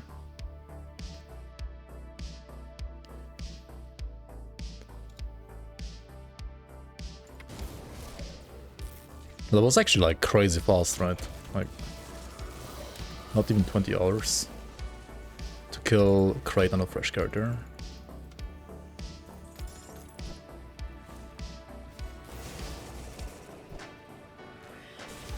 Like with no gear and nothing stashed. Like literally, not even like blueprint stashed.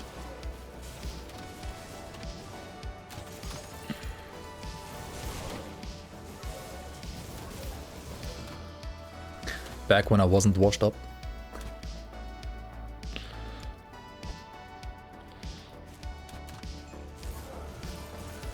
Wait, when was that actually? Like 3 years ago? 2 years ago? It was only like 2 years ago, right? No, not even 2 years, like 1.5 years ago. Maybe. Yeah, December 2023, it's like only 1 year and like 1 month ago.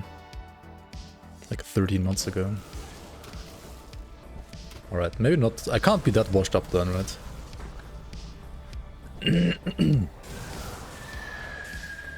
That was only like a year ago.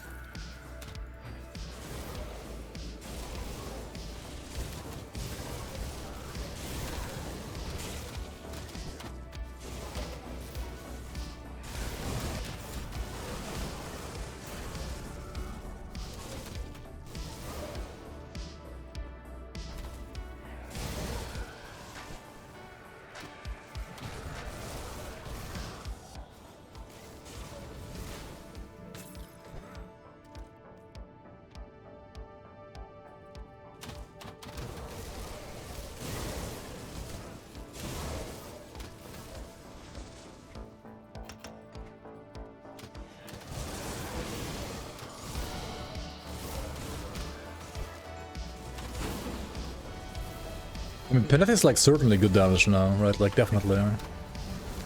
The one problem I still have with the skill is it needs so many points. Like, holy shit, dude.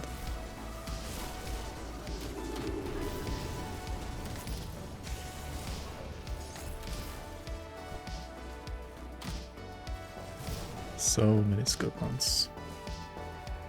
Oh my god, did I forget the map layouts here? What am I doing? There's a shrine here. Where am I going?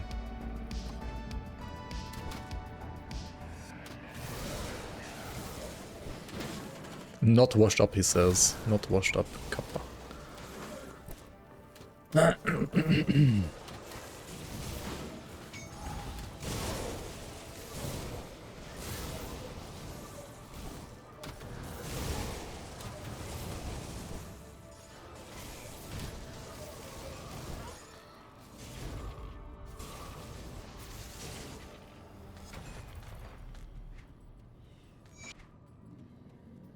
Alright, where on this side do we put points? Here, here, and here? Yeah, it's like that.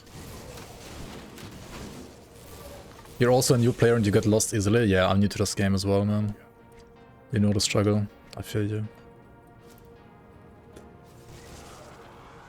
Good night, Shazba. See you around, man. Thanks for watching.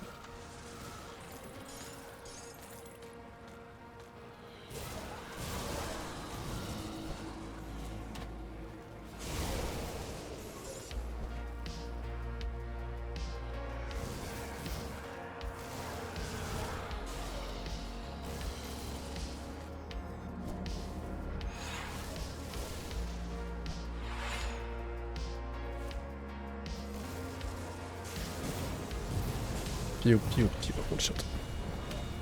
Okay, Zalthuzalan like doesn't need a buff.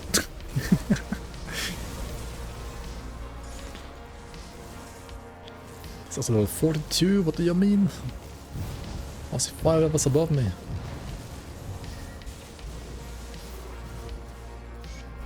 Hello, hello, hello?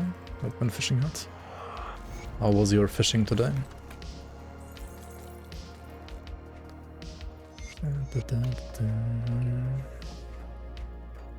Okay. Entering hardware at level 75, yeah, that's really high level, I would say, actually. Nowadays, at least.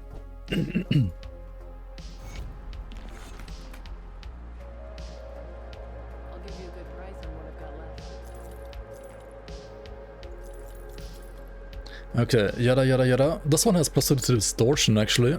That is a, well, Panetti skull, isn't it? That is this one right here. Should probably use that then. Also more movement speed. Okay, we play this. I lose Aetherus. Actually, I gain Aetherus. Because these have more Aetherus. That's perfect. Then I need to put like Mark of the Traveler. Because I need more movement speed. Because I'm gonna remove the eel. Actually, I didn't even need more movement speed.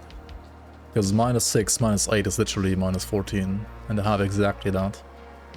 Oh well. Anyway, we gotta respec.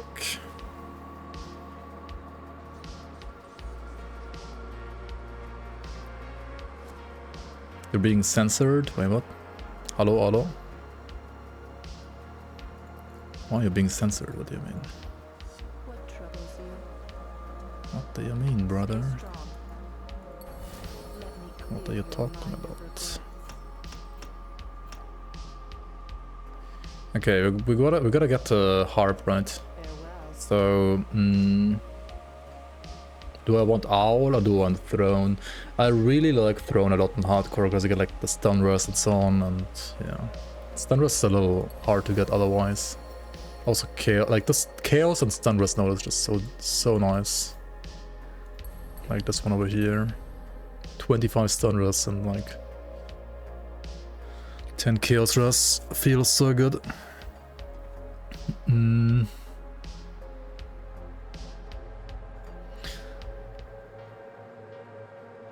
I could like go back to my anti-venom salve, right? Couldn't I? Oh well, I'll leave it for now, maybe. I mean, it's also... Wait. But it's just bad to leave it, right? Okay, I gotta... trash one Mark of the Traveler for nothing, I guess.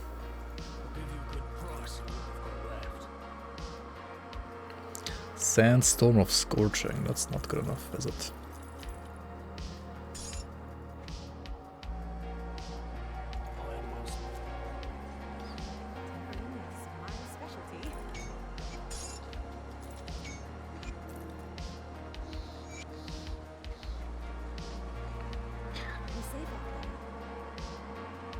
Okay, like now I have the key, now I could like go to Port Library and now I could like get the belt there.